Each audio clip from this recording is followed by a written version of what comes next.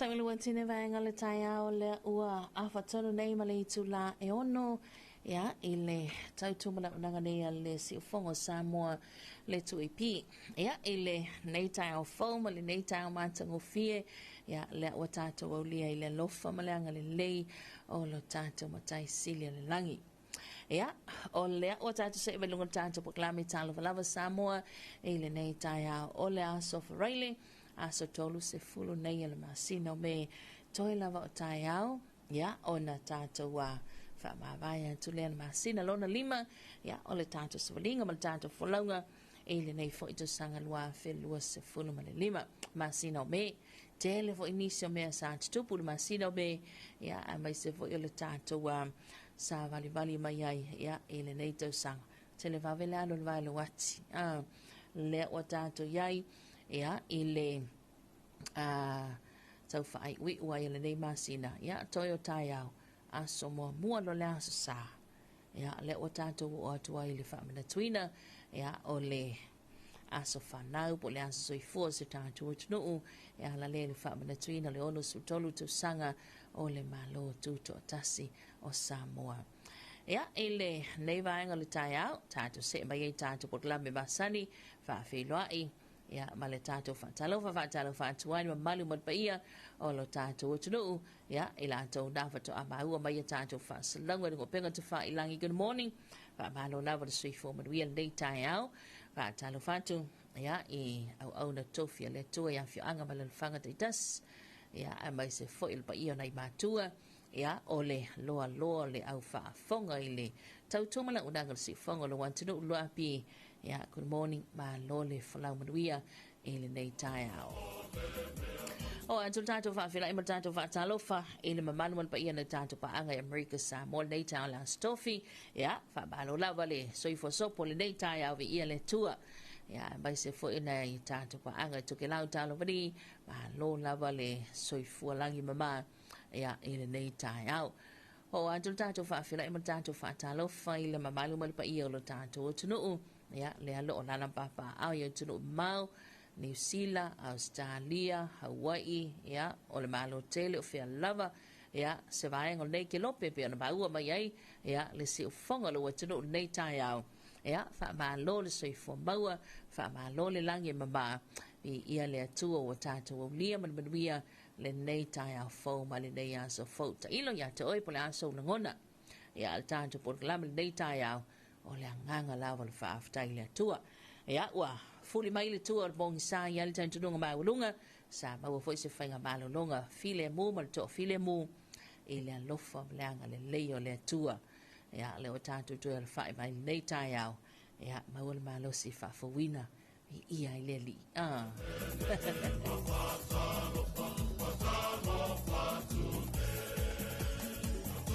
Salon tātou leina telefoni luata si whalua o ma le luata si whalua lua ia i le tātou programa masandi le tātou whasoa ia ma le tātou ta lofa lava Samoa ia i le nei fo i tai au o le aso whareile nei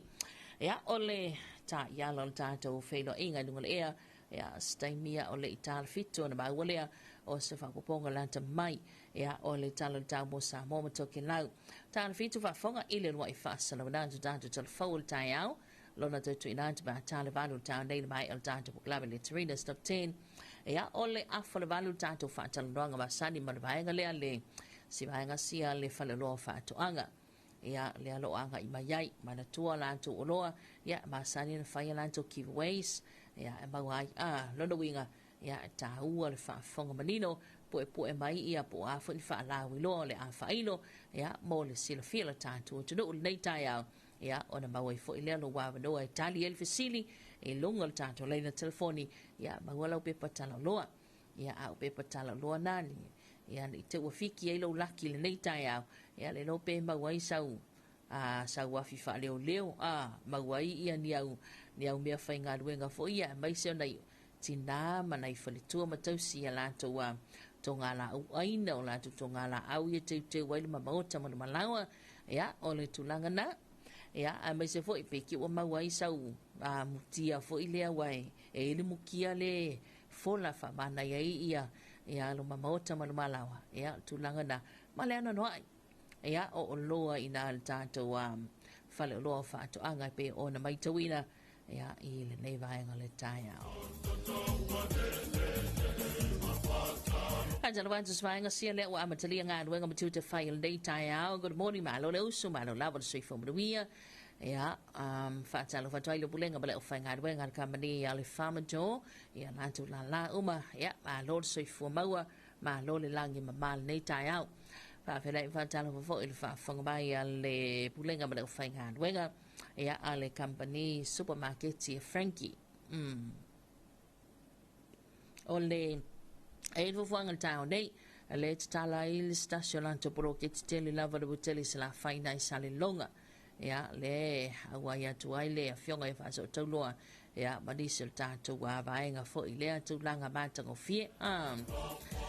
ya atalo fa sunga ya ta vale lunga la tele a fai wa tu ai na ya le tayao ya wa wa pisi ai e le mana tu wa coffee fi wa wenga saung na le ala I fo saung ni lo ngai mai lo wa ngalo ni me tau mo vai ya family fa malo si au le tato fa lotu le tai au e tau le fa alo I le tau ya le fa alo ya ave le fa alo I le tau ya le fa alo o le ala na manino sa roanga le au na le tua ia ave le fa alo lo tato wa tua soifua ia ta I leila na sua I le nei tai au ia lana sua fa tupu ma lana sua fa tamali ia ona lo na anga le leia I tato le yas fa malosina ia mai le tato tama fa le nganga ia le sa tom to win fo I le tato wa taulanga vi inga ma fa tai le tua ia I le nei vaenga le tai au ia manaya le fi au mo tato uma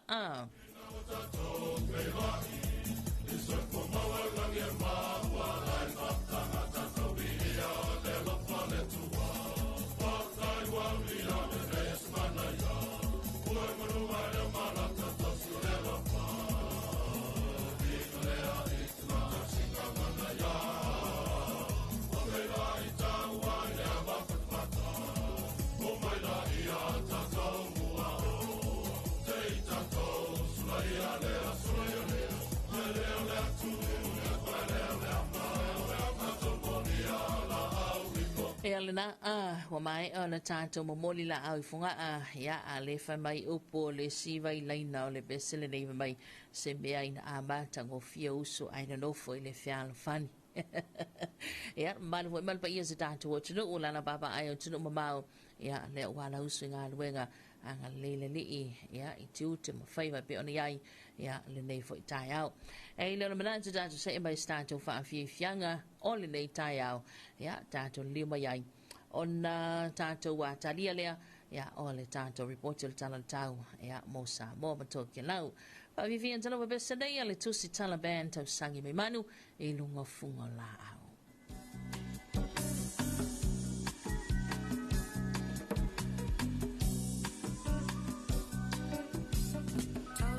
sangi manu e ole vavea I le manongi o funga la au sa o su e masa ili wa sa fai o la miti mo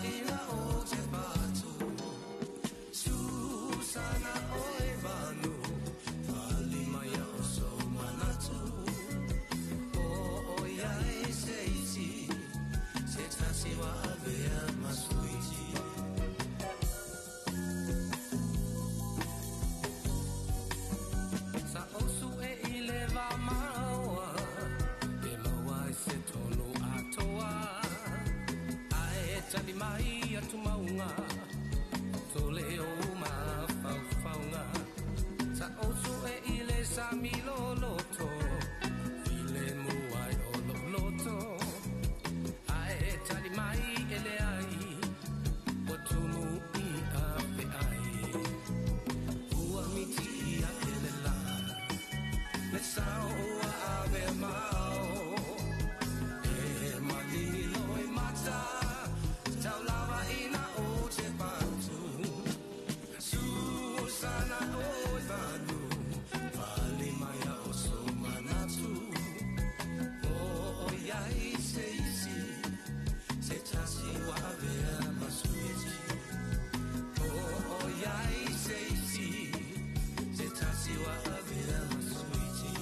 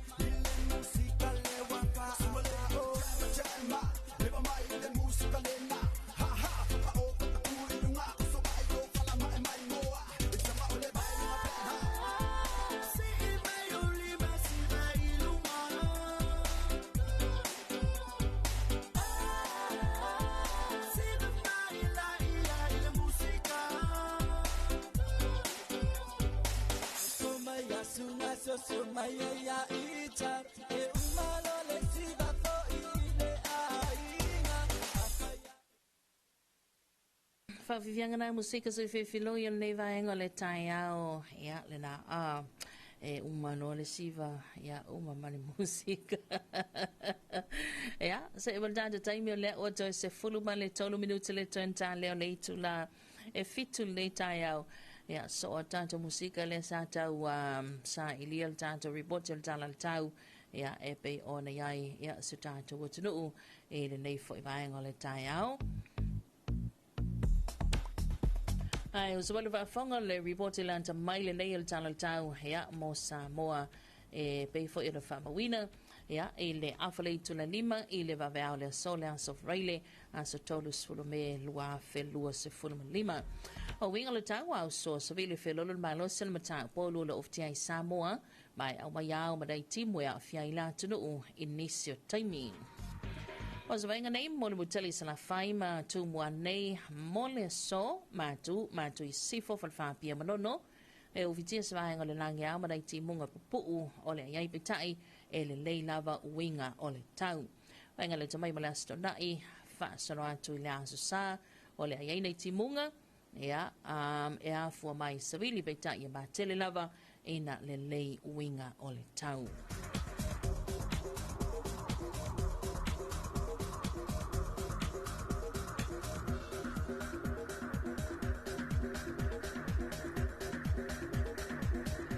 Ia, tātou se mai le talo le tāmu ngā te whale le tātou tunu ule na whaamawina le awha lima i le waweao le sose o lia fo i le wāluanga o le poa tai au. O winga le tāu au so savili whiolono le malo sela mata polu savili mai sae o lo a fiai o ngā sami o Samoa. Wainga ringa te whale ma o ngā sami mātū mo le so ala sabili mamatangi ngele mata polu sabili mai sae luas hulu 5 kilometer li tula o ngalo tasi mole alfabeta ile lua mita mole aso atayao ole angele mata polu sabili mai isae ese fulu 5 luas hulu kilometer li tula o ngalo tasi mole alfabeta ile lua mita.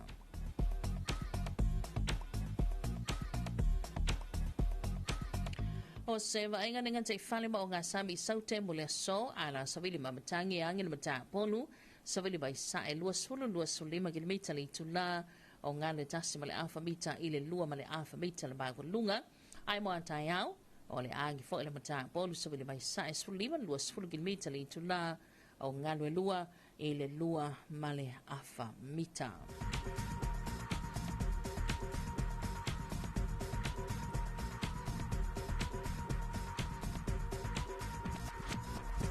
Very blessed good morning once again, Samoa. Here's our morning issue forecast for us issued by the Samoa Medivision at 5:30 on this Friday early morning today, 30th of May 2025. Situation most and moderate easterly wind flow prevails over Samoa with associated clouds and a few showers affecting the islands at times. For both winds, Hawaii for today from the north to northwest from Fabia to Manono, partly cloudy with some brief showers, otherwise fine weather. And for tomorrow to Sunday, a few passing showers, otherwise generally fine.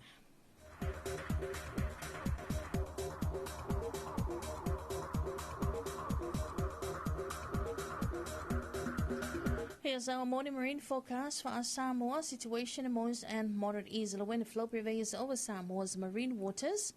For the northern marine waters for today, wind direction from easterly winds of 20 to 25 kilometers per hour, waves of 1.5 to 1.5 meters to 2 meters. And for tomorrow, east to southwest winds of 10 to 25 kilometers per hour, and waves of 1.5 to 2 meters.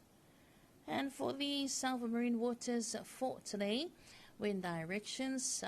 easterly winds of 20 to 25 kilometers per hour, waves of 1.5 to 2 meters. And for tomorrow, easterly winds of 15 to 20 kilometers per hour, and waves of 1.5 or 1.5 meters to 2 meters. Reporting now to Talatau Manino, molo tato watu no ule ni fo vai ngole tai au e pe no fa mawina mai ele official vai tau ile peninsula e molino nei ile afaleito le lima. Talavanito kilang malo labo na soy fomaduia alabay ismailo fa fonga le reporting land mai fo ile nei ole talatau to pe no fa mawina le official vai tau peninsula mo nei Faleoloa ile vaviao le so wingal tau o se vai ngo pau ma ba e fa te se ma ma timo lo fa wa pe o na ngai malia la talata mai lunga ole atutu lau anga ni tamu te lau fo mo te mai ba wa ngol po na nei e ai timunga fa pe na welo ma fa tili o so vili mai sa e fe lo fa solo ina ma losi mai fa te tau ni so taimi ole sabe si fa solo de so ai nga yona tuantu ole a wo ni so taimi ma dai timunga le ai fa pe fo idai wila ma fight tili valo ia lo fisa va tau le mau se si fa poponga la tabai tala tau mo to ke nau ile to luos fu minute to tala le to la fa ile afia na nei Talavani, and good morning once again to Kalau. Here's your morning focus for you, and this is recorded at 6 o'clock on this Friday early morning. Situation, a trough of low pressure with associated clouds and showers remains slow moving near Tokelau. Focus winter tomorrow for Tokelau, occasional showers and isolated thunderstorms, moderate to freeze easterly winds, cast at times, moderate drowsies, and for Faatalanoaga Tokelau, cloudy periods with some showers and isolated thunderstorms. And the next update, Tokelau will be issued at 20 more minutes to 4 o'clock on this Friday afternoon. Ta oto fo ile ta otonga pe ona yaile report ila ta mailina ole tala mo start to moto to o Tokelau e pe ona failo atu ile nei vaenga ole taiao se malon tanto taimi le oto e ona minuta le tonta le o le tula fitu e se vaenga sia le wa mafuta mai lunga tato lai le taiao dalavantu ile sunga ya tapwala fo lima tofi taiao madwia va dalavantu start to tunu ia na out tele pia pa anga uma le ala leo pa talo va to foi office ma malu ba se ya o ia va aftai o lo tu bail foi ma via telefone ma tiute ia e pe ona ia le va ngol tai ava talo va to foi la to le ma fu to mai lungo tanto tu e pi Facebook page mai sul tanto tu e pi YouTube channel ia a le o fai ona to ina mai la to fe autos to sia ia good morning malo love the street for ma via le tai au Kado se mai nei tātou pesa senga musika tāna fitu, ia, ona, whafonga le maua, ia, le wai whasana mnātou tātou telefon, o le nei vaenga le tai au. Vivian se lava besa nei mai le laumua, ia, o tāma mateni, ia, le kolisio vai maunga, ia, o le lātou toilangina, o le whawhiwhianga, ma leo vai besa na baa tūlua, e mai ima whaia mea uma pia e loto, iai, a e loko a iai, ia e ke ma whaia, a ia e whaavaivai a iai, ia, kālo whai. A e loto foi te whainga nuenga nei aso, ia, tā pena whiawhia mai se foi o nei whanau ia lātou a onga, ia, e le nei vaenga le tai au.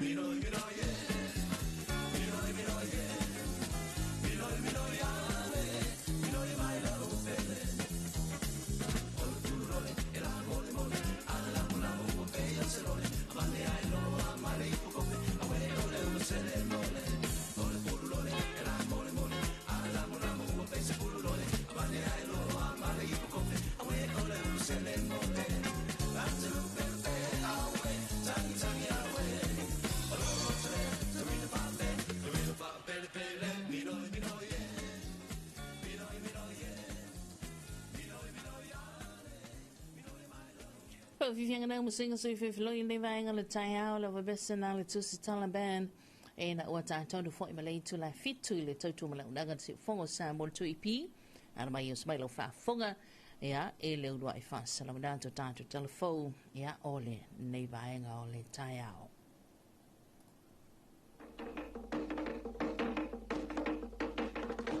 Whaafafonga I talafo wale si ufafonga sa moa le 2AP I lunga o ana la leo lima fase fulu amo fa mo tasi o fitu tesi male fa iwa tasi tesi male tasi male fa mo iwa lua tesi male tasi malunga ole sino app mai moa iai I lunga o le 2AP Facebook page male ala ate ale malo le TV iwa le si ufafonga o Samoa le 2AP. Tala whalapa le whaafunga anga le tātua tunuu ai alo mai au se whaapoponga o tala whau mai vai whanua. E le o iesita se o le awhiu anga o mua taa o mui mui noa I le nei vai aso, a o la lata ai le vai waa maanga I atu le wha mui mui sa whau po whau au, le wha manatuina ai o le se lautau sanga talu o na wha avaina le kalapu la kapia le awhiu anga, e taun uatu tala whau mai vai whanua, o loo tau whaipa o uma le matua whaiva maluna a inga sa le malama, I le fausia ina o le maota o le atapu vai tasi I ai whaamuemuenga uma, a le kalapu, o atamua ia o le whaamue, le ai amatalia I le sauninga whaapitoa o le awhaia I le sapati o lumana nei. O le tasi o tāpenanga lea ua mautu, o le tau au ina leo tōninga ta alo fōwe lua a le kalapu, sa tapena I le kamupani o le tapa creation. O le mea lofa whautu ina mai, e leo se tūlanga lava ina ia alu luma talapu e mai se whotalunga le la pi ave fole fia ma le nganga ia mātau mawhai ona mātau designinga ia whapea foi ona providinga ia e lei o le au ia e tā ua foi la kako supporters ma tātou a inga o lo whapea ona langlango inga ia e loe foi le kalapu e kasi mala inga e kasi tasia uma ia e lei matarainga uma ia. O lea foi ua foa I mapolo la kapi ma isi vaenga uma e mo mia I le atina e ina o lea whaanga tama I le awhio anga mo taa. E tasi le vai aso ua whaata o te mai le polo kalame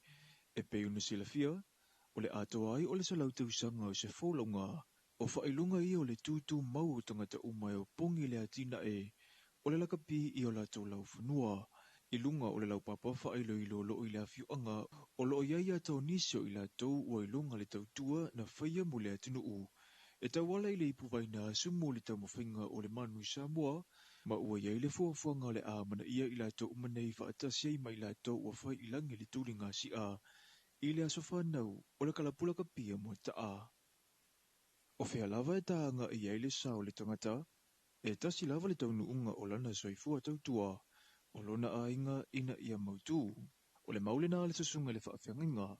po o le whaife au lango le Ekalesia Worship Center, le sasunga ia pasta wati tia fau, ina ua fasilingia le polokalame o le soifua tau tua le TV iwa, ma le tio a le lua api. Ia mako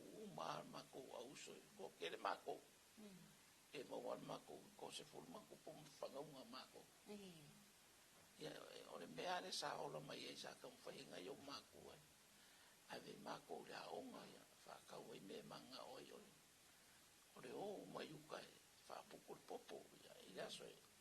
la fa piko le lori nga e la o me popo kai ka o ma. E o ngaluenga ia sa o mo mai ia vai kai. O le o fai le mau manga. Ia o walu le soifuanga i o pasosoro ng maku. Ia mga o mia foi se sosoangi. A wala man kausingo ngai o mako ai ngai vai kau. Ia nga kualo leo o savai. Ia e mako ngai me pia ngai.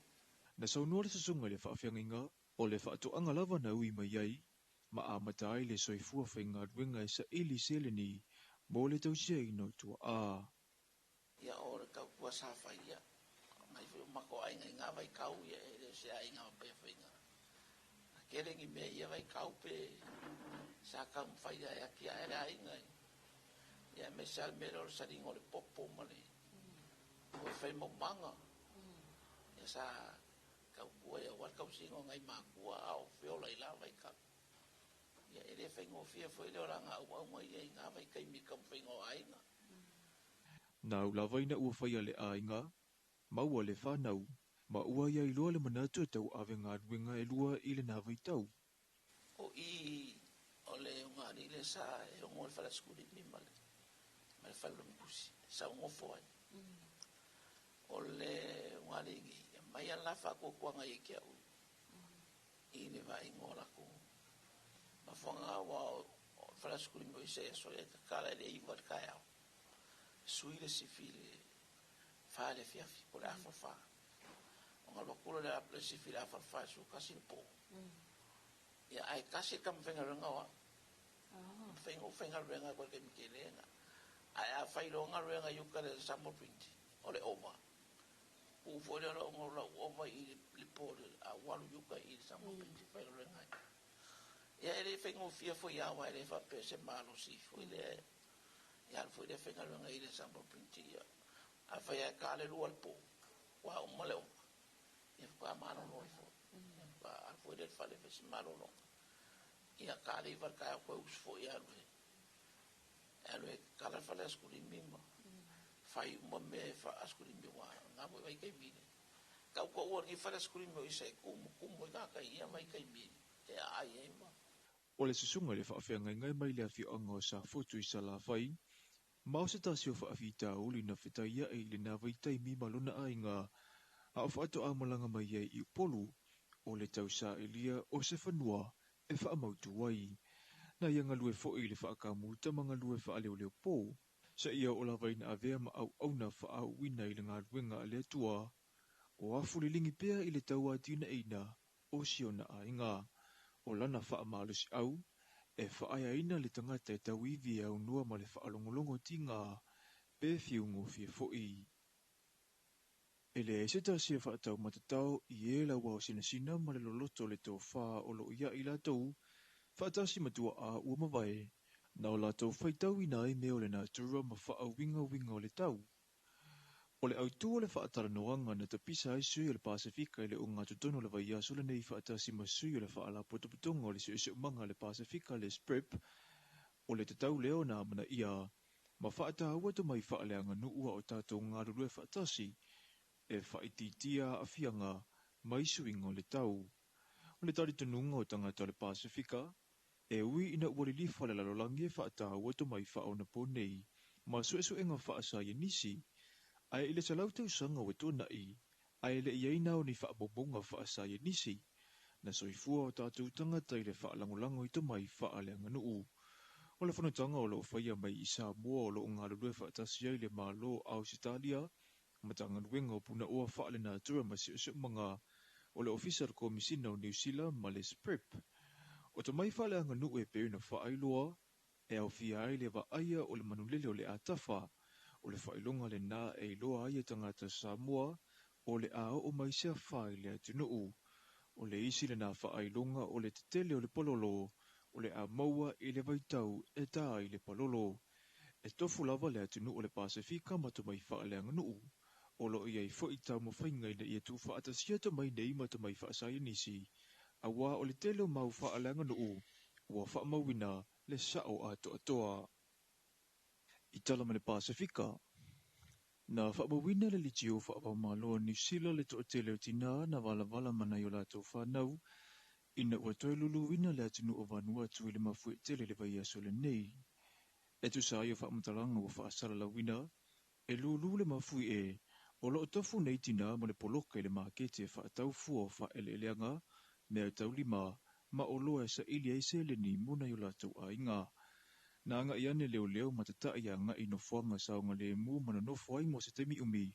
ma ua mamau ese mai nofuanga, na nga i aio lātou a inga mawhanau. O i ua mōli mawina ai le to telo tina i Vanuatu, o loo a vea mali matau na i o lātou a inga, i le tūtau tamau a inga, ma ua iai le fuafuanga le malo Vanuatu na i e tausia le leitina nei, na whasawina mai le maketi, ina ua te tele le mafui e. Telefon nā mole nei vaenga le aso manu e tele fuafuanga o fia ngai masio tātou o te nuu.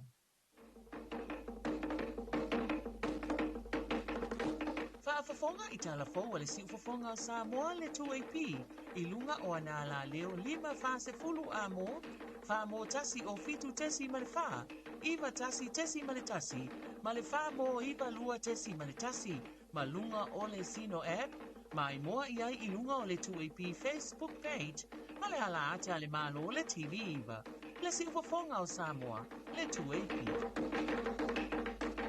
Samile wantine vaenga le taia o le o se fululua minute te ene le tula fitu o le lua i whasalawina anta le nao tātou telefon le nei taia o ia pe ona e whaafonga mai ai lea sa tāpeneina ia ma fonga i nātu foi e le sunga ia mātou aina i sa ako mai le tātou vaenga o telefon ia whaafonga le tuitu i nātu tātou telefon pe atale valu i le taia o nei ia le nā tele mana noa i vaenga e pe ona Faailo atu tātou telefou o le lava lo tala noina tūlanga ia po o le alawa se tali mautu ia e tali atu ai swinga ma ale ia ma swinga onga o le tau e pe ona iai ia a maise lava nei tūlanga le Pasifika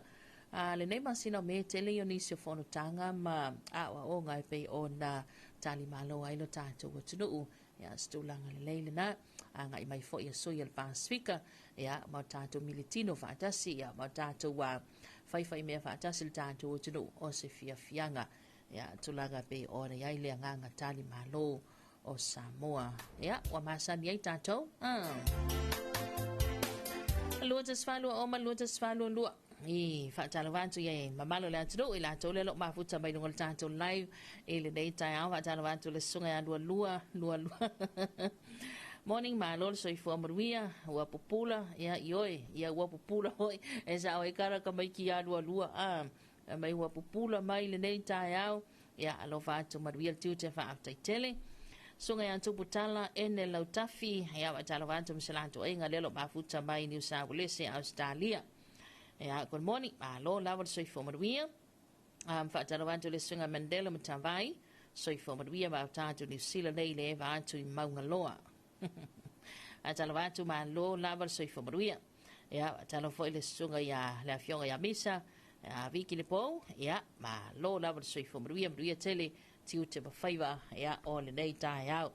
ia le liu mai le si tu lea ia le eni se tātou vaenga ia lo mafuta mai lunga tātou YouTube channel Faatalavantu le sunga ia bida mtaia Yeah, good morning from Alaska. Yeah, Faatalanoaga will say from Maria Bida. Ele nei tai au, a taro vantoi fo ele sunga ya Alice Salvation Army Browns Road. Ele na, ole vaenga le Alice Salvation Army. Yeah, le alo bafuta mai au kilani New Zealand. Good morning. Yeah, le na, sawa. Good morning, le mahuta antu le city o sale au kilani. Yeah, manuia te le lava. Le nei vaenga le tai au. Yeah, good morning, good afternoon, good evening. Yeah, fe lava wai. E ina ia tātou tau ainga, e ina tātou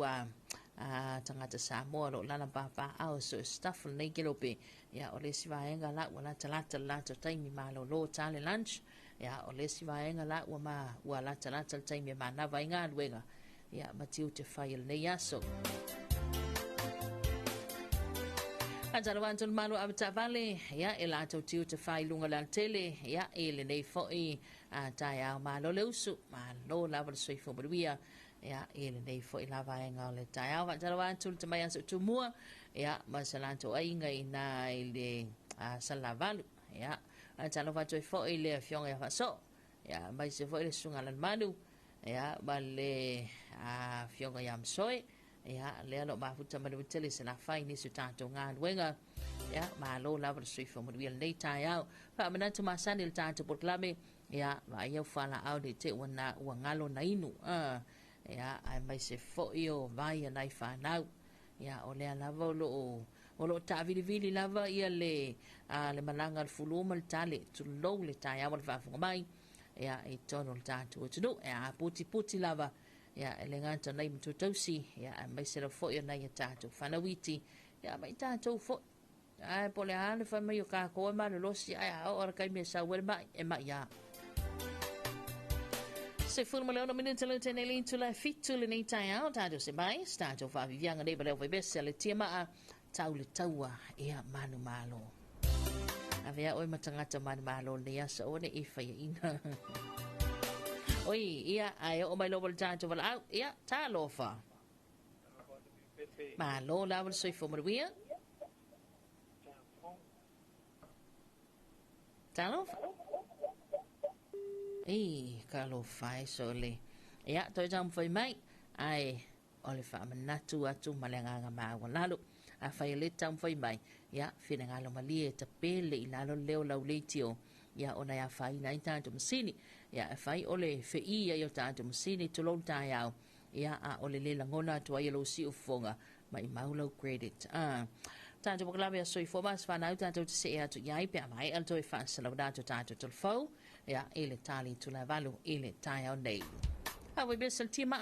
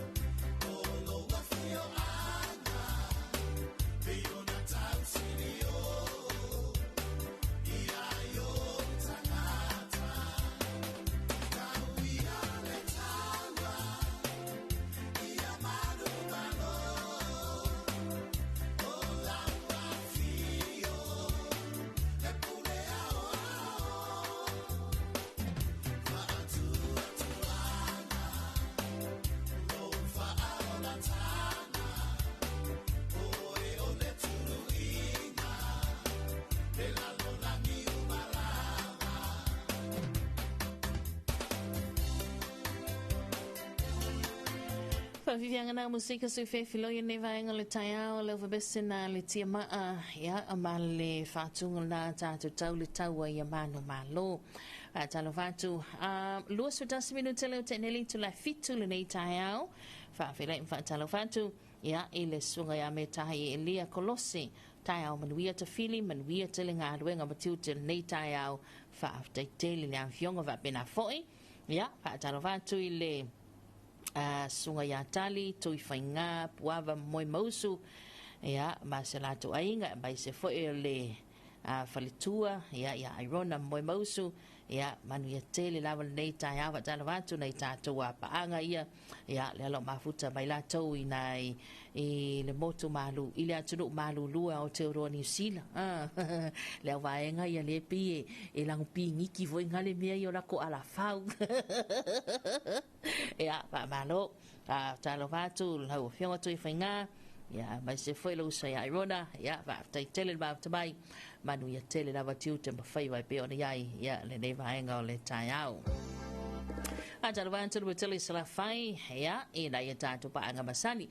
mai se la foi na te mama na tina march tua le fioga ya foi msela to whainga wenga ina tatu fal mai tele tu sivi ya mai se foi le sunga ya le o te to elang msela to whainga wenga ina le fal mai fai tu malo ina sa taua ya soi fo mruia alo le usu mai se la to ia sa fita itunga mga wenga batiu te ile po po ya ole sa ka ngulu al ko kele ya ole sa fa wa la batiu te mga wenga siwanga sia ma lo le tautua ma lo sai ma lo fo le ngal lui wa talo wa toi foi ya ai sa lo malista to bala ya talo wa to lunga leina alo tu ko dangi mai lo to fa ma il nei tai au alo dia pun pakar ko sum ya tanu ko paserva ko aus oh o le te malanga mai po le te toi foi atu le ko ko ai yang ipa ko wa ko fio malo da sui fo bia malo oi calo fa ia lo fa ku ave passi mal passi sel pass ma ya tanto fino a stem na tai tele la vai la to fa man via vo vang manga we ngon dei aso ya tai lava sui fo ia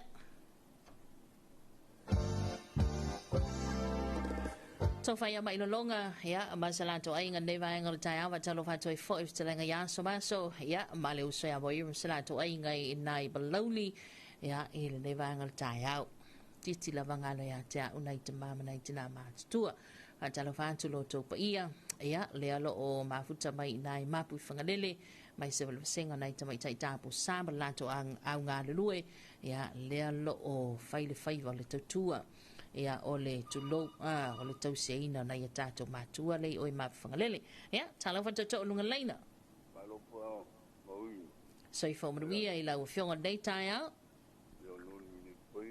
no ya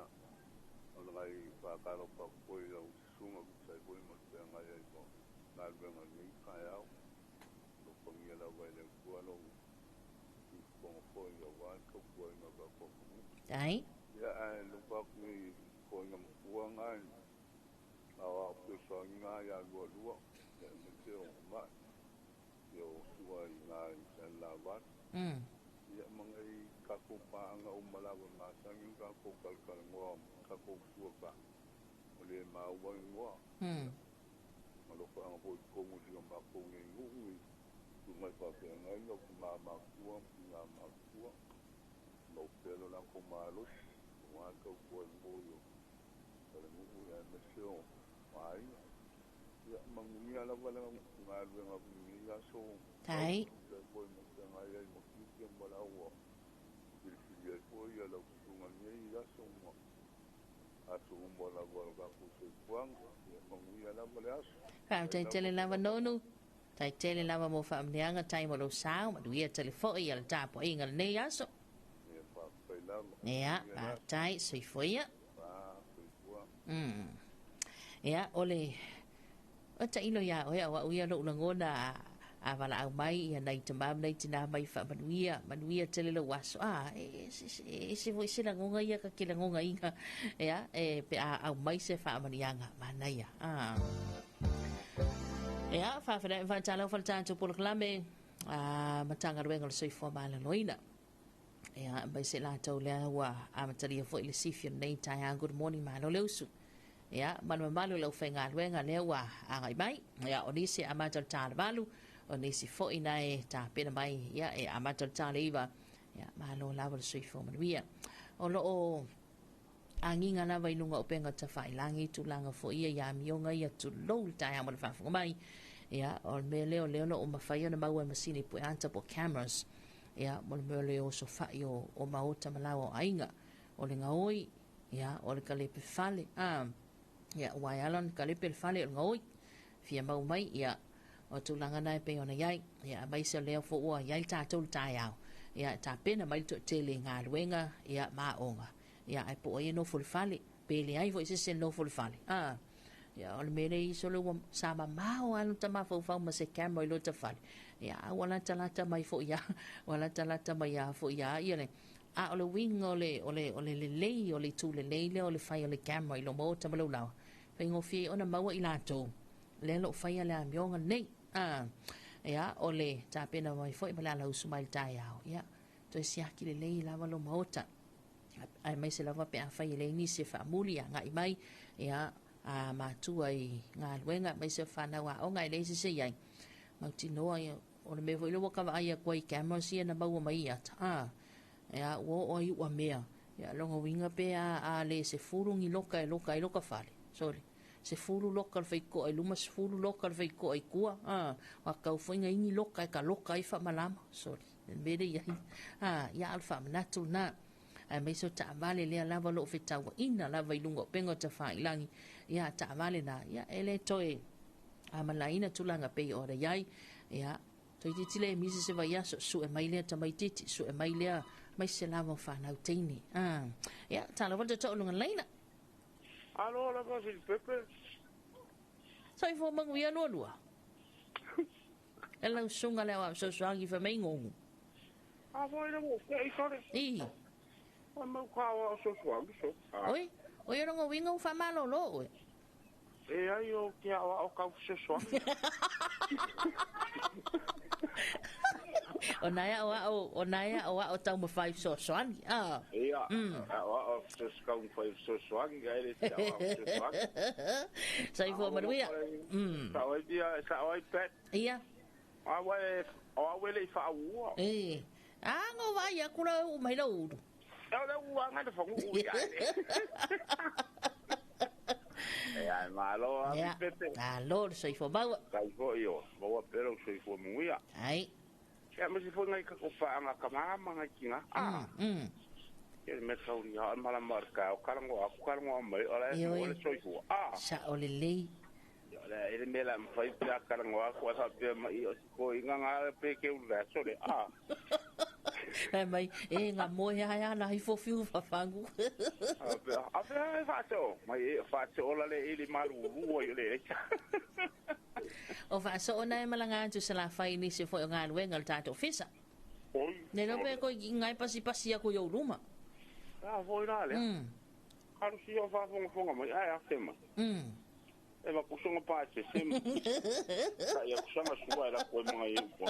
masanga ye konga ya kalo vai va so foi la fonga luenga malanga mai se malo como train malo como malo vai ya marka ka halen sambanga langa pinga ki ho ngayo e senga maui o maui foi la malanga oi papu ia so ese ya maui ya me se mo se me uriu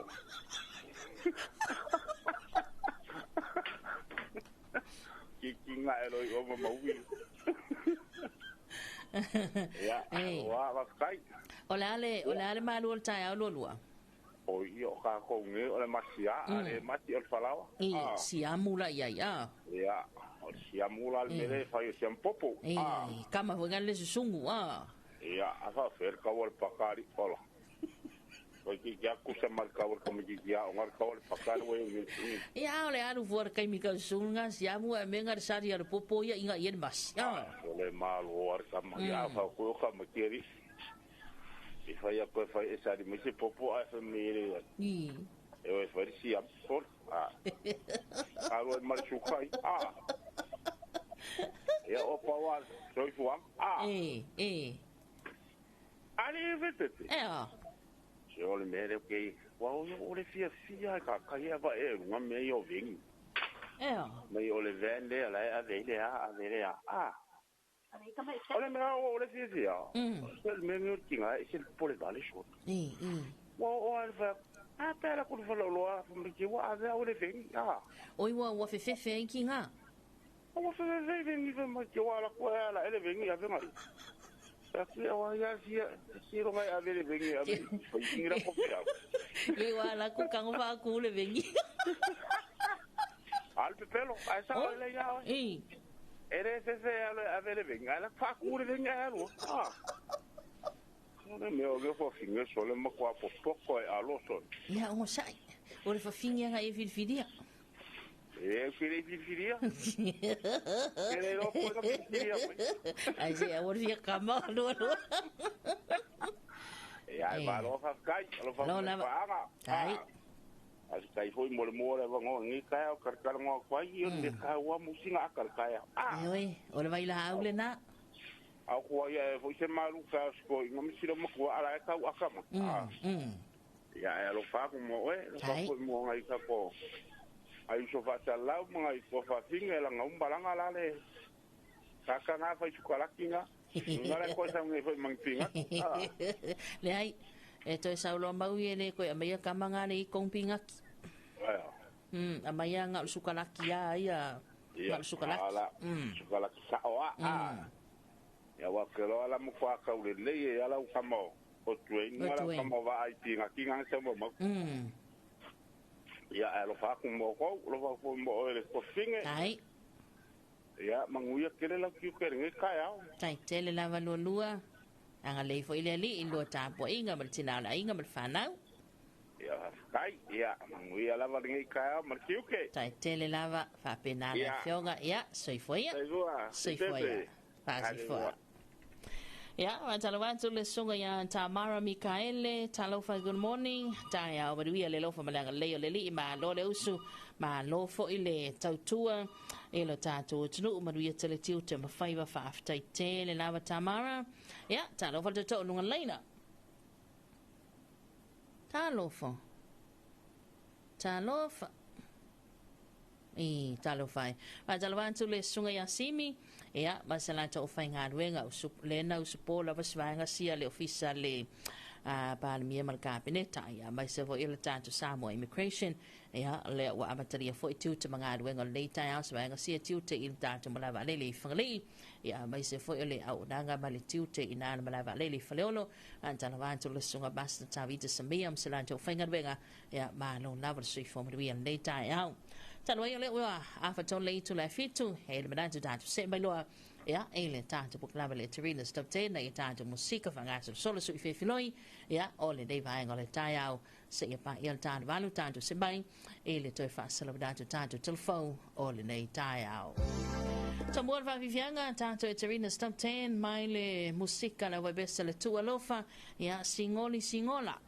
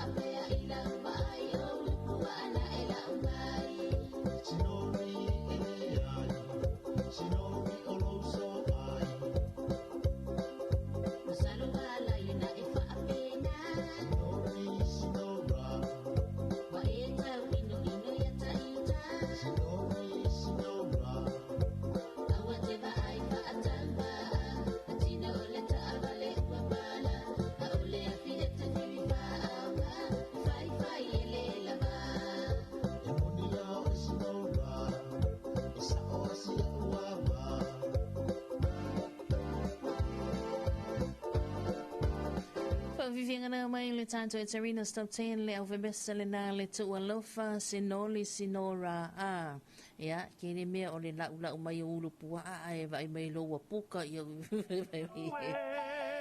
Sai mal tātou taimi lea ua toi lua se fulu ma le ono minuta le toi na tālea ia o le tu la e valu tātou e belungo le tātou e Tarina Stop 10. Sao le au whebesa le Tropicana Band. Mua tasi mare molua.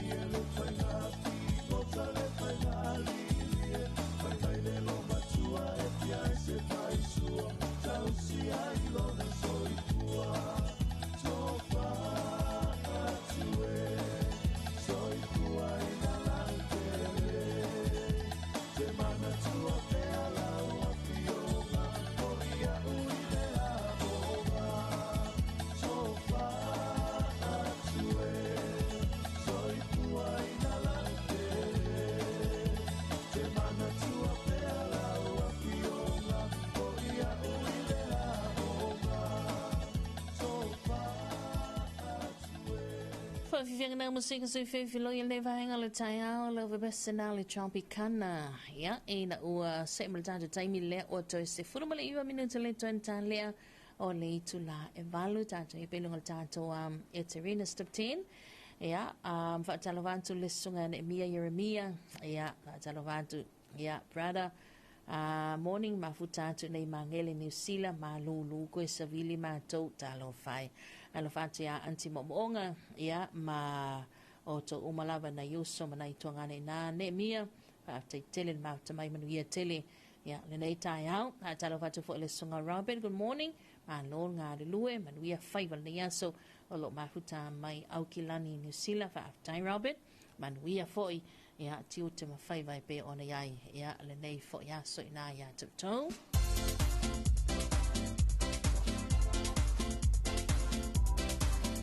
ya ma talo wa toi fo se tina kismia ya ba se fo yo ainga umala ba New Zealand le nei va ngole tai au good morning ma'am. Well, belunga tato musical tato enterina stop 10 ile nei tai au sao le vebese tolanga tangaloa ato le tai au.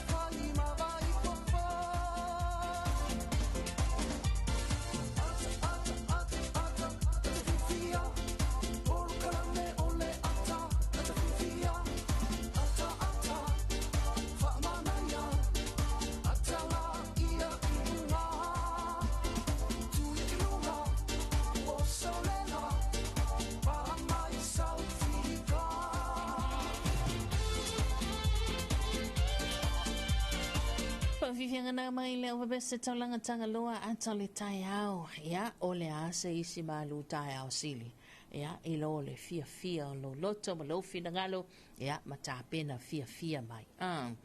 Faatalo faatu se uso ya naila tui mawalunga ia nai tauranga ia lelo tabai ma lo la so fo maria tele ne asis atalo faatu le sunga tau ili mulianga tele yulio fotanga. Good morning le mafuta tu sini Australia maria tele fai unga le dei vai yaso ia fa tele la vai la ofio tau ili male ainga Faafila foi fatalo faltato Terina Stop 10 ele falito ya losa by fair tile manuia tele tutum favor le yaso fa manuia le tua le alo mafuta mai ya mana tato pa anga I America Samoa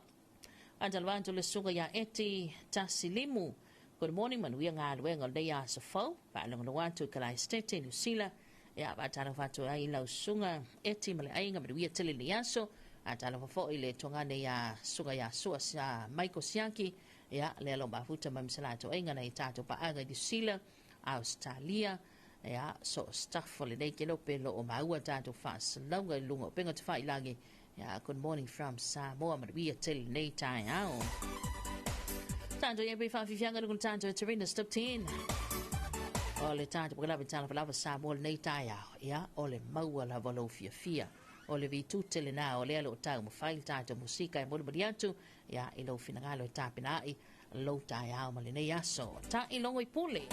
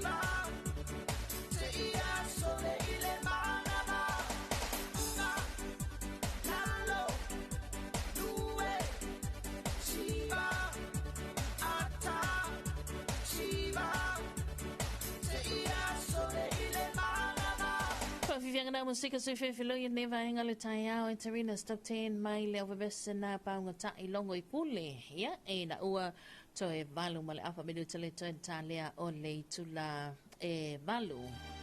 ya e le dei foi vanga le taiao va talo watu le Terina Stop 10 sunga ya tali vui talo falava ya e le dei taiao lo bautatu e nei Napier Hawke's Bay matango fie manaya ya tele tato wa pa aga le mafuta mai New Zealand so stuff for New Zealand ya fai sina malu lu tele time le dei ya a puti le leilo to so ifua ya tulanga pia na mai sona ya lo fanau ya o le mta mai tai Samoa le lo ngale lu nga fa vai taimi ya atalo vatu ma lo so ifua man wi le tai ya man wi tele tiute ma favor ni aso ya to ya tanto se malese tanto fa fianga nei mai le ovebese tupu ya ba musika sili lava ta mafa Samoa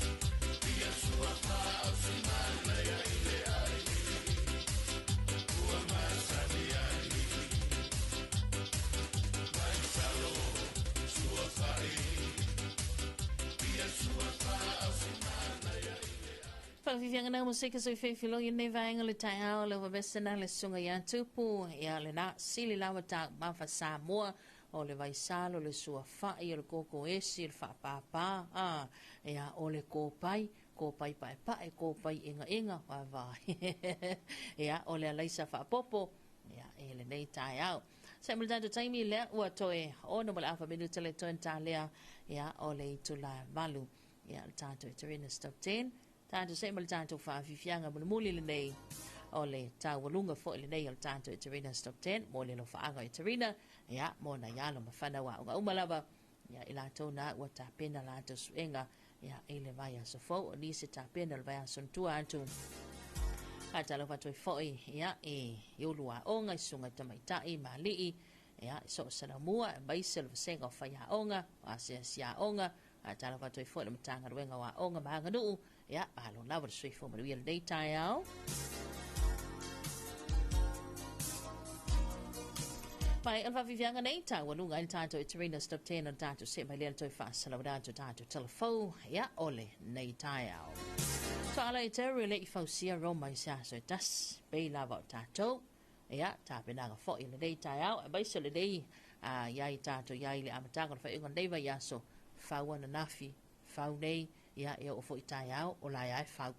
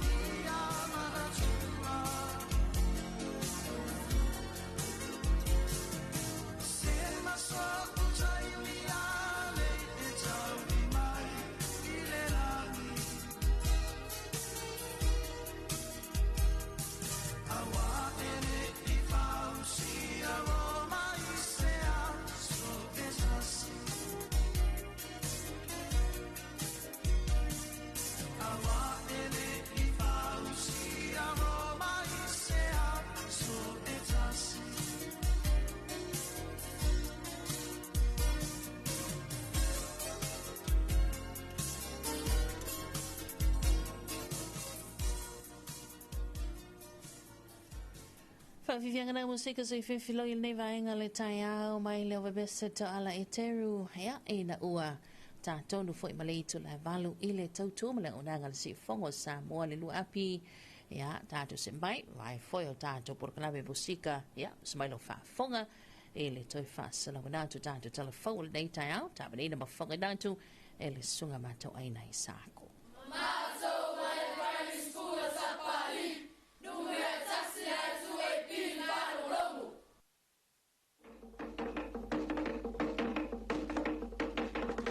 Faafonga i talafou le si ufofonga sa moa le 2AP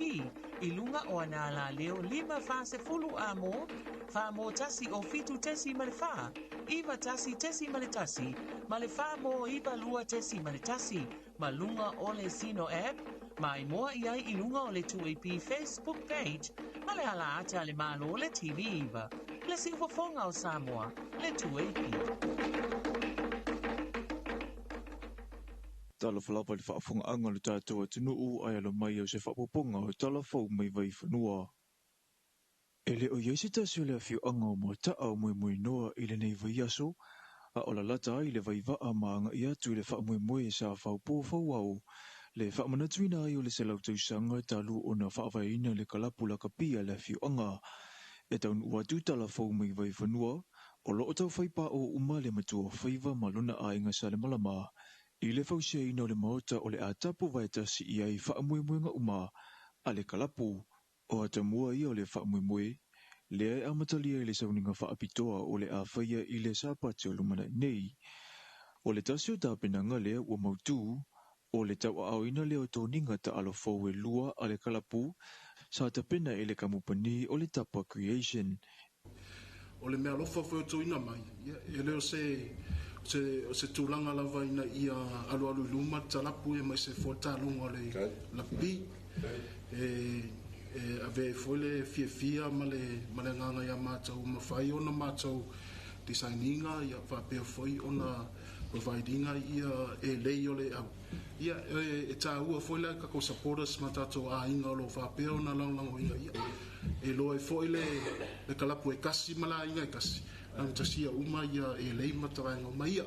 O lea foi ua foa I mapolo la kapi ma isi vaenga uma I mo mia I lea tina eina o lea wha anga tama I lea fio anga mo taa. E tasi le vai aso ua whaata o te mai le polo kalame e pe una sila fia o le ato ai o le salau tausanga o se fōlaunga o whailunga I o le tūtū mau o tangata uma o pongi lea tina e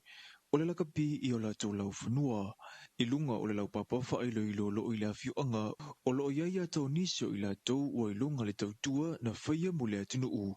E tau wala I le ipu vaina sumo le tau mawhinga o le manu I Samoa ma ua iai le fuafuanga le a mana ia I la tau umanei whaatasia I mai la tau o whai ilangi le tūringa si a I le aso whanau o le kalapula ka pia mo taa. O whea lava e taanga I iai le sao le tangata e tasi lava le taunu unga o lana soifua tautua, o lona ainga ina ia mautu, o le maule na le sasunga le whaafengainga,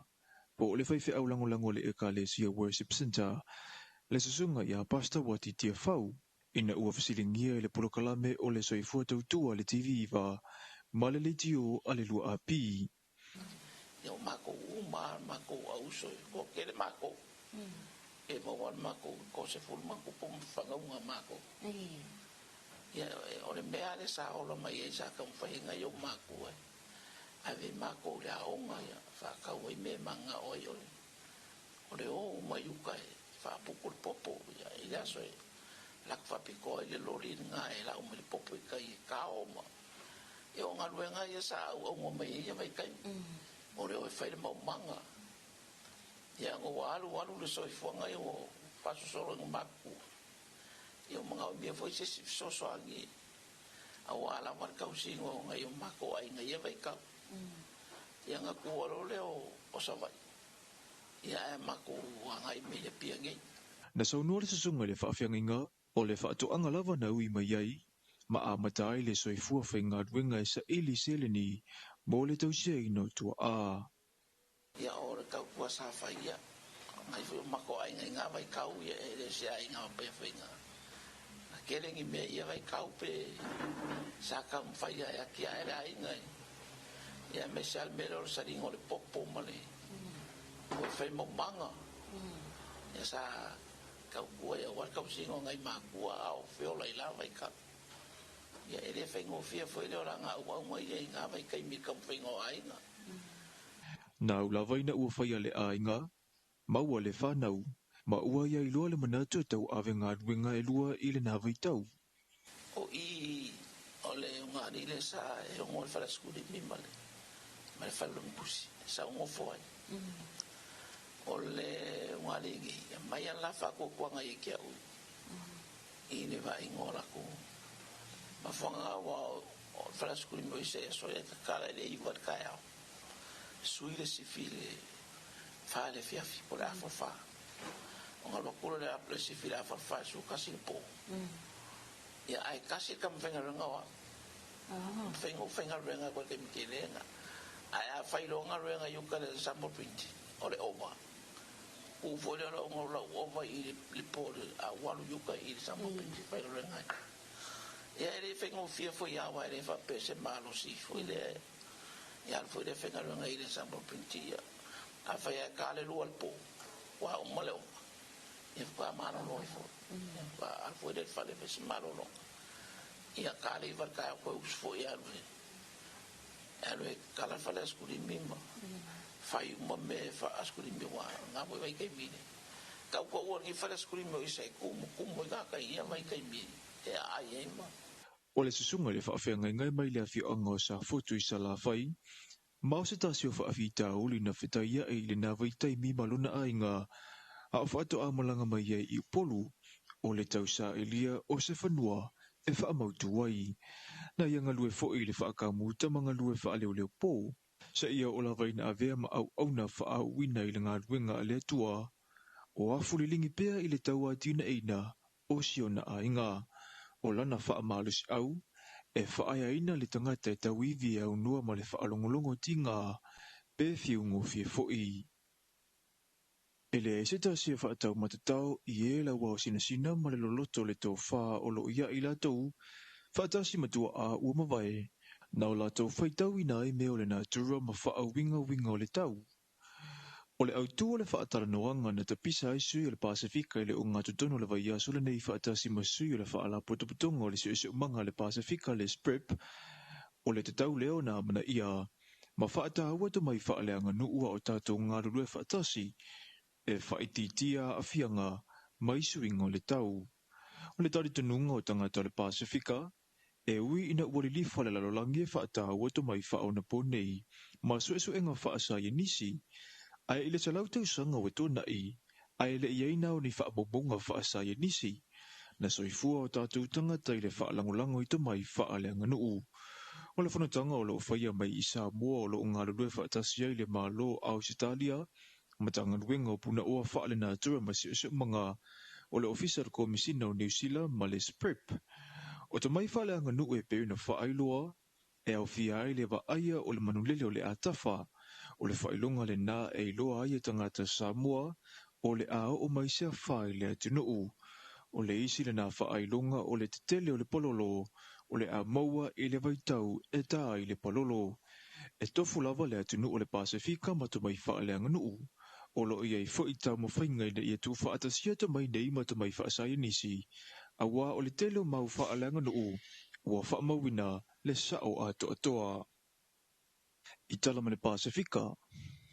na whaamawina le liti o whaamamaloa New Zealand le to tele o tina na wala mana i o lātou whanau, ina ua toi luluwina le atinu o vanua tui le mafue tele le vai aso le nei. E tu sa i o whaamatalanga o whaasala la wina, e lulu le mafui e, o lo tofu nei tina ma le poloka i le makete e whaatau fua o whaeleleanga, mea tau lima, ma o loa sa ili eise le ni muna i o lātou a inga. Na anga iane leo matata ia nga ino fuanga sa nga le mu mana no fuai mo se temi umi.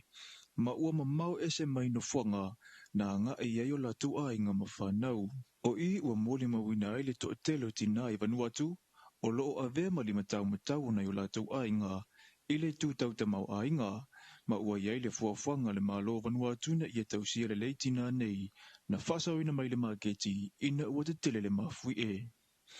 Telefon namole nei vai ngole aso manu tele fuanga o fianga i masio tātou atu nuu.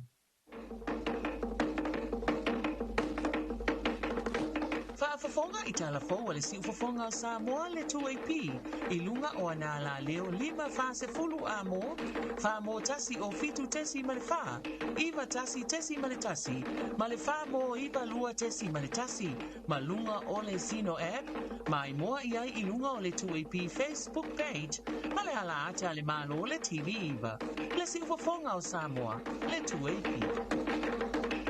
Taimilua tine vaengo le taiao ea o lea ua se fuluman le tasi minuta leo te nele itula e valu le sungana ia mato aina isa ako ea malito e fasalo wanato tanto telefo le nei taiao whaafonga sono whaapoponga pe atale itula e se fuluman le lua ea ele au le so ea toi whaatala watu pe awhai o le raftua e maua vai tātou whaasalonga le taiao lea ua matala atu tātou leina telefoni lua ta si whalo o ma lua ta si whalo lua ia whaamanianga soi fomas whanau lea wha ume e mai luma le tātou porkalami o soi fomas whanau ia ona le awha le valu tau nei tātou Faatalanoaga ia ma le tātou Faleoloa Faatoaga ia e pe ona masani iai ia tālo whalatoto o lunga leina tālo wha soi fomanuia e atou tamā sano mai ia o le valaau tu nei si o ana ma nei o ko kalam fasto te la ia lili ma nei le si mo tai au ka mo i na sa sia na mo la fio ma ta tu ofisa ai ma ni te nei aso ko fuanga fa mo nga tai tele tu ai ta penanga mi ia so i mo ia o fa lo mo ko ia so mala tai ya ini simsiwa o na mai me tala tai tele la vai lau pionga na nai malia telefo i faiwa matiu tele nei tai au ya fa nga i ki yo lo ta tele kwesi ya manaya anaya male o fulibu fa ta wen ka sole manaya yo fa ipaka lo la ia ya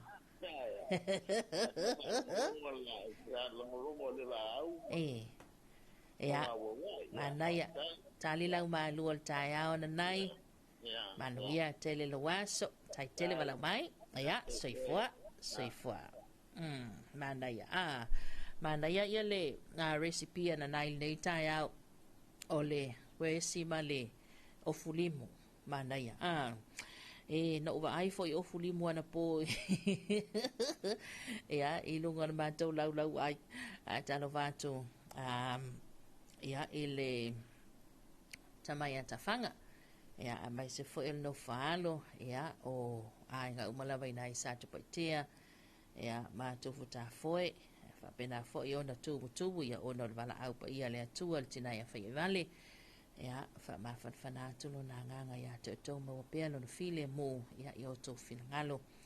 malangona ya ona o to sel tina ainga ya mai se vai fo ila to ya ona lava lo a fia i Faatoaga ona o le malanga le mariu le oti se pele ma se mai le loto ya pa ya tu au fa ma fana lo tatou tua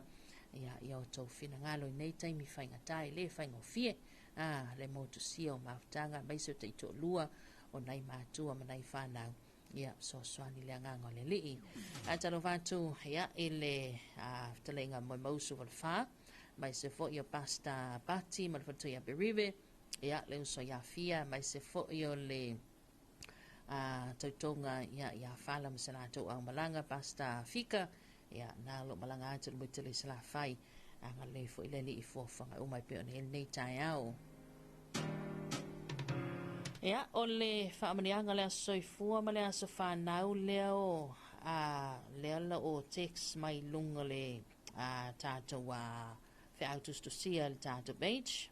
ya ole fa manianga ole ato ai ole tolus fulu to sanga ole tina ya fa fulu e te po i saia luteru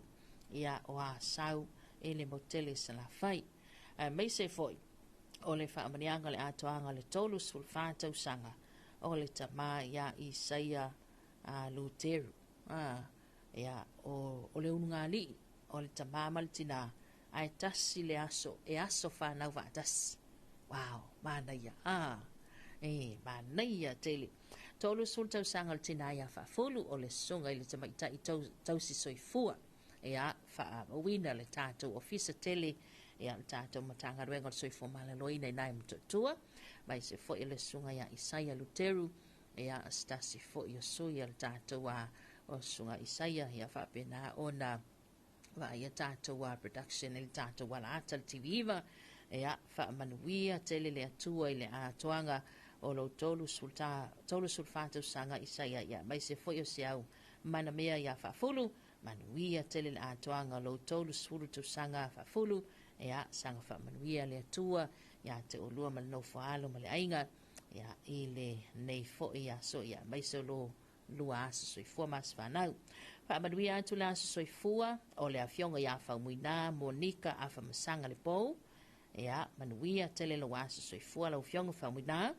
whaamanuia atu fo i le asa whanau o le tamaita ia Marie umalo i Faleneu e Amerika Samoa ia manuia tele lo asa whanau o lo whaanga malimolina ia mai le awhionga ia Misa Victoria le pou ia mai lanto umalava pe ana whaamana tuina i le so aso tolu se fulu nei ia o le masina o me ia whaamanuianga o aso i formas whanau po se aso whaapitoa ia po se anniversary po le alava ia mai se fo i o aso maa whaamanatu ia o na i o tātou tangata o loa tau sanga o maali liu ia o le nei fo i aso tolu se fulu ia tau ina whaapena atu le tātou porklame whaamanuia tele le atua ia i o tau aso soifua ma o tau aso whanau e pe ona iai ia le nei vaenga o le tai au ia taluaila na lele i tau no mai lau fai pesi ia ia o le e fai le sala lau fai pesi langa lele i tau no mai ia le au fai pesi pe ona iai le nei vaenga o le tai au ia le o le uso atu lava le tātou pesi o aso i fuamas whanau le whionga ia whaumuina Monika whamsanga le pou ia tamaita ia Marie umalo i Faleneu ia Amerika Samoa mai se le sunga ia Isaia mal falto ia whaafulu ia i le nei tai ma i lato umalava ia pe on whaamana tuina le so to a soifoma to as whanau happy birthday ia le li i lo to soifoma leola ia ma le talo na i le tua ia sanga tulu i mwhaupopo pea lo tau soifua lau le lei ia i mafutai ma ainga ma tautua ia i so se tutino pe ona ngale luai happy birthday to you happy birthday to you happy birthday everybody happy birthday to you manuia to aso whanau manuia to aso whanau manuia to aso whanau fa amanuia le atua hip hip hey me al moe fa yanga o ia ia tātou se mai tātou whawhianga a whale i tula walu tau dei ia o na tātou se mai lea Faatalanoaga ia ma le tātou Faleoloa Faatoaga le nei taia whawhiwhia talo wabesa nei a siwe vai ngā walesi tala wadoi fo le sunga whawhianga inga basta fiu ia ma le whale tua i nai vai telefou talo whatoi fo le whatoi a Miriama lona Faleoloa mai se wale tau whai a wasirianga ia malato o ngā le lua nei vaenga le tai au good morning malo lau le straight forward we are tātou se mai whawhiwhianga nei tai au Hello o aulea ele o kilia mai oi kia ele o menino mai oe o a mai oe la upele wa o msi lava oe po fa a fea mai oe ina hello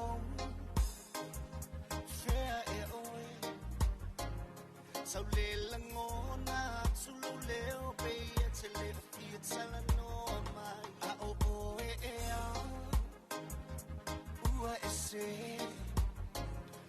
o teilo lele usui pe ai se mea usuina esa o ea o telangona ina o amai ea oe ina sali mai moi tsane o e no folele suna wa o pole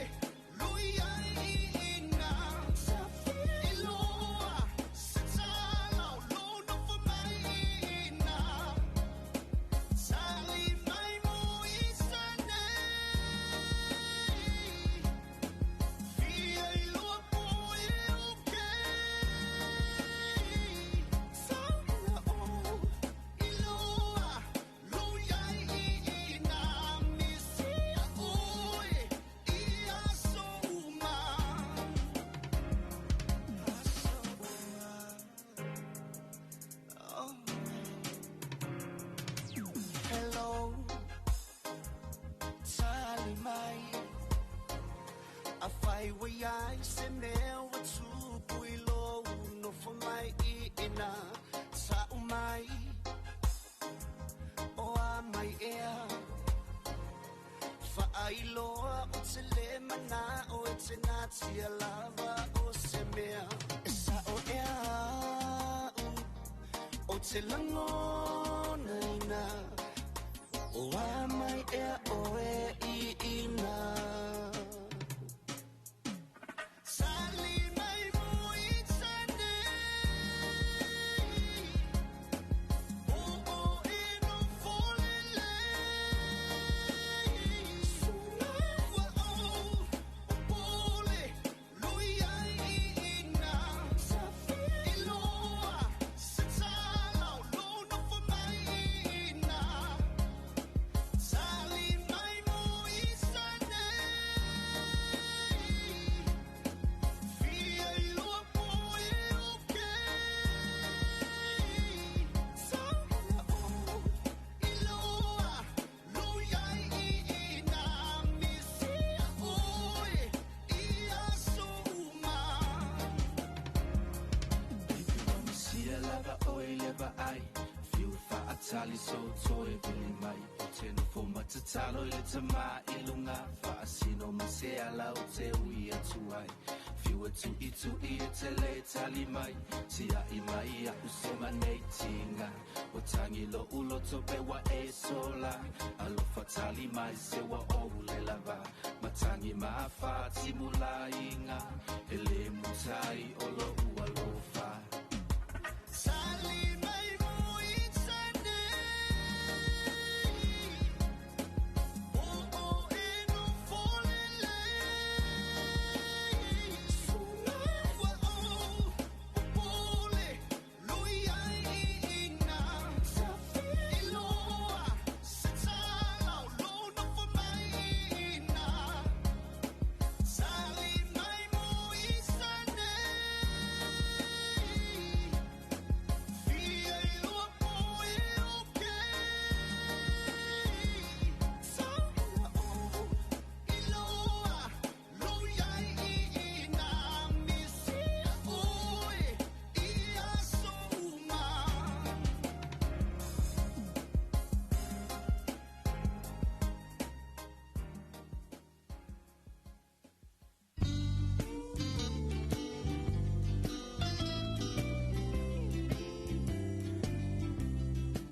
Maloto ina, o fea e usu po ye. Ke o te alua tupo le asi la me ta pisa mai ngā taili whare komiti. Whalongo le vaenga lua o polo kikian malo, la fwoi wapo e kumkumu e ngā kai. Mānanga te le ala. Awano le leia le si taru sanga ia I mosi masini fo ile vidi ai la au. Te lo se whalololo mau I masini yo. Ui papa, ke haru sa o alai vai tele. Ile Faleoloa mo Faatoaga. Te mawai masini le lei, masini anga ta o oi e kuai. Tai te le lava o te alua tu lai le whare komiti taru sanga ia. Na o ti e lo le I vai tele se I mata I e masini. Fiu mai lo ia tātou la lai funga lei mai tele whapea sa le longa mo le motu tele I sa la whai. Pe wala au mai fo I numero telefoni 225 251 o whapea sa le longa I le 5-3-1 pe asi fo I lunga o penga ta whailangi I le mātou Facebook page Samoa Agriculture Store Company Limited. Samoa Agriculture Store, helping you grow.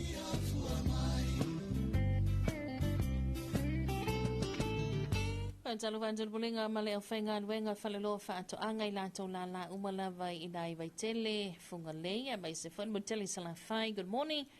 Lord so for my real data mai se bando le atu una wanga yatu ya I fainga Faatoaga le tatou Faleoloa Faatoaga le tabau staili ya ona amatari le tatou puklame ya male Faleoloa Faatoaga.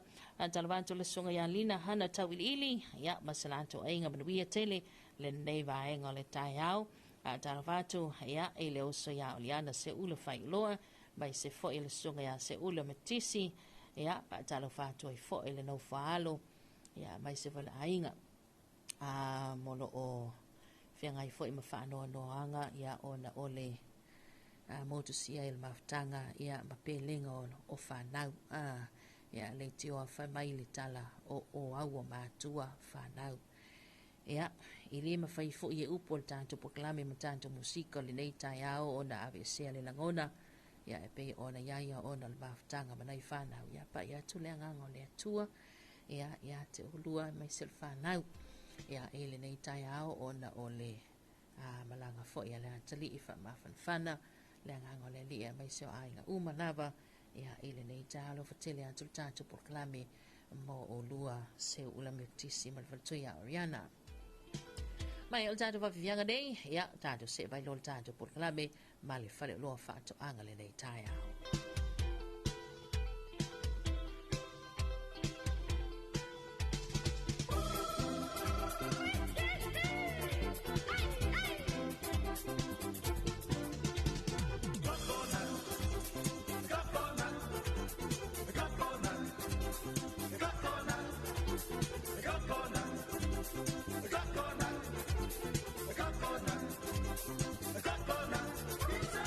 Every morning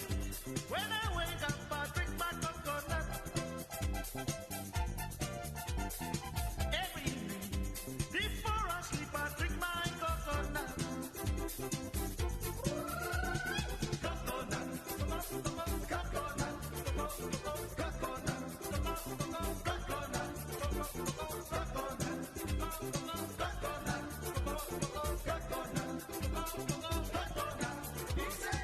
my mama, she cooks rice with the coconut. My auntie, she cooks taro with the coconut. Coconut, coconut,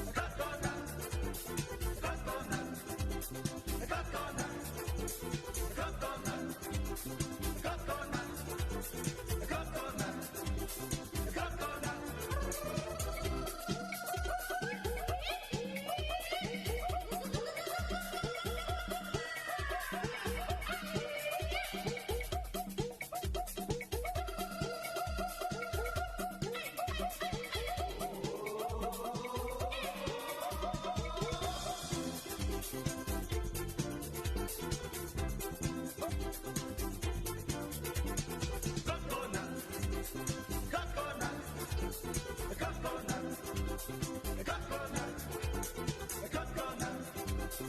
coconut, coconut, coconut. Every morning when I wake up, I drink my coconut. Every evening before I sleep, I drink my coconut. Coconut, coconut, coconut,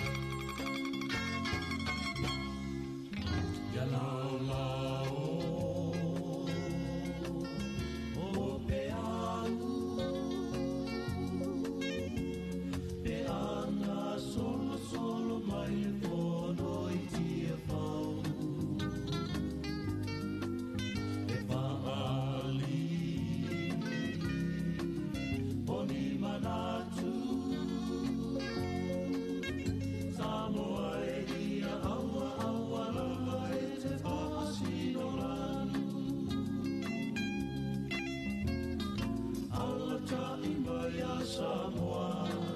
tato tatalo. E a umasauri a mea tau mawhole aso. E la ititi, e te ne. E ore mana tua nai au au na holo o ta se.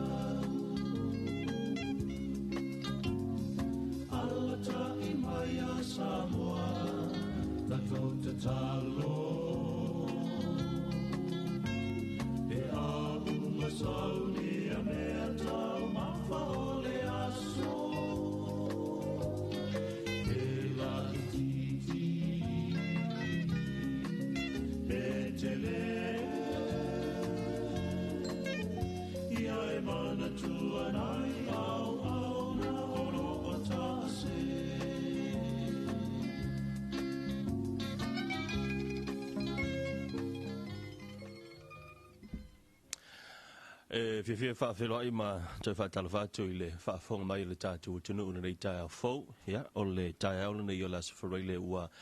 tau lunga fo I ngā ruenga mwhea o masani le tātou tunu I la tau fo I le ngā lue lima solvaya, so ia whaamalo whaiva malo fo I le ngā lue. Ia, pila fo o na masani ai le safarai le o vai aste tasi, ia, o tātou talanoanga ma le tātou Faleoloa mo Faatoaga, ia ilona lala I vaitele. Ia le fo I ilona lala e tasi le montele I salafa. Ia nei tau le ua fatis mai fo I le ua masani o le tātou programa le tala whasa moa. Ia le sunga ia krek. Ia mate tala no fo I. Ia I le tūlanga fo lo ia la tau whaalau I loa ua leo. Toi paune o le vai aso. Ia pe toi lua fo I aso ia toi o nei matai au. Ia o na tātou au lia lea o le tūto tasi o Samoa. Lea ia le lātou whaalau I loa. Ia o loo whaanga solo. Ia e Faatalanoaga Craig le nita au. Good morning. Ma lo ma le yellow say le nita au. Ale se tu pe ia tau whai e whaau le sikai. Ia, o le mai mua whaafonga so tātou atunu ule nei tūla tai au. As wharile lava ia o whai ngapa anga. Al tātou ala whasalau. Ia malanga best friend ia o Faleoloa Faatoaga. Ia Faatalanoaga Samoa ia I lau mai mua whaafonga. Ia sila mai mua mai fo ile nei tūla tai au. Ia, wa ese fo ia le as wharile la tau ia I tā penanga o tūto atas. Peon tā ua porkalame ua tuana I le vea soma vai. Ia o nei vaenga lava tau mwhai e whaailoa I le company. Ia lo rātou alo rofa le malo tele so tātou atunu. Ina ia launga tasia o e whai bisinisi. Ia ma le tātou fo I lea I le se bisinisi tātou lava tātou to tasi pe o e ma. Ia o vaenga na. O ia le manatura o lunga fo I le tātou company. Ia se whaailo ni se o whaalauloa. Ia o se whaamama avenga awa o le upulava leo lo turi tau me le atunu. O se pau. O se whaalauloa. Ia awa ia o le whai atina e le ngata le atina e tau o matamata. Ia o le atina e wailonga ona iai. A o loo mana o mia ni mea whainga luenga. Ia mo le alua luilu mo le tātou whainga atina e le ngata la iu te le vao. Ia o tai whaila le sami pitola awa mātou le fie le e whangota. O loo wa lava mātutoi. Ia le tele o loa wa mawhai ona sau ni company. Ia au ale tali atu ile mana o le tele so tātou tunu Faatalanoaga. Ma lo le saunoa lau sunga curriculum riva o le tai au. Ia ai se saunoa ia le tūlanga lo ia le tau whamanatu fo ile o le tātou promo po le tātou whalau ilo le sa tātou talanoi fo ile vai aso. Ia awa o le o tātou ia vai aso le o whangaso lo ile whalau ilo whamole mole quick. O le independence promotion po le special o whaaluina. E se le matango fie o le tele ona i tātou o loa whaaluina i tātou whalau iloa. O le winga o whamatalanga. E le ngata tātou o lovo i o maasani mau lausile fie so tātou atunu o i le tūlanga i le whaongaina o le pensin. Ai asir sila fo i la i le vaivaina o loa mwhaiona whaongaina le pensin. Ia i la tau la vai e malamalama i le tūlanga po le avaenga. Ia o le isi o loanga i whaaluinga tātou promotion o loa i e two-stroke. Whaingoinga o loa i e two-stroke o le two-stroke. O tātou o loa i e peo le mua vau. E sui le pensini i le suau. O nautu lea whaongaina. Au le isi e tātou o loa e four-stroke. Tātou o loa la i e le suina le pensini i le suau. Na ona saa lava o le pensini. Ia se sa foi la io le o soa o utu soa o le isi vaenga ese vaenga utu i o le four stroke nga o two stroke e mix i le pensini soa io no tu le o lo ia la tato o lo na o ese tato o lo pe na si le lunga tato pe ngata failan o le vaenga o le power works a si le vele power works o le to mai fa on pone pe ona ta e fa fanga le ma e si lia ma le lima ono fitu valu tu la te fa ngai nei la machine a fa pela o o ia machine mani wa to ia ni so machine pe fa pete fo e fa ta wina machine ni e be yo le lon mo po le mo va toso o le chainsaw po le yafi o le vaenga o le long head trimmer po le trimmer le titira po le blower o vaenga ni o lona mana ia e tasi le ma am fai ona fi umai tono machine tu se ese ia falling o machine ese na faongaina o maala le faaluina faolaina tu se pa uma lava ia ma faongaina o le vaenga ua sisile fet company ina ia fauna benefit oi na uma lava na faonga o lau long hit dream lea po le dream la titire e fangatasi le ia pala au po le pa au te voida na se ila va le ma tu ilon mo fa ngalo le mo to so uma foi la na fa nga ina mo to sol e ma fai foi na e to se ia mane ma alo fa nga le motos to sulu le ploa ona to ploa i lole e peo se tino na company ne ia fai ona se fela uselen se fela team au se numero fo tanta fenga luenga fa una fa iti mo le fenga nga luenga ia e le to po male ta to nga luenga temini ale to tongi le fa una to se yes tu se tiela tu moni lava e peo le tu na to titi le company ne ia se fe ia la temi se fe ia le selen ia a ole mau fo ia ole no fo ile ti enjoy ia o ia la o me fenga luenga ia peo le ke enjoy la partner ia peo tu ranga na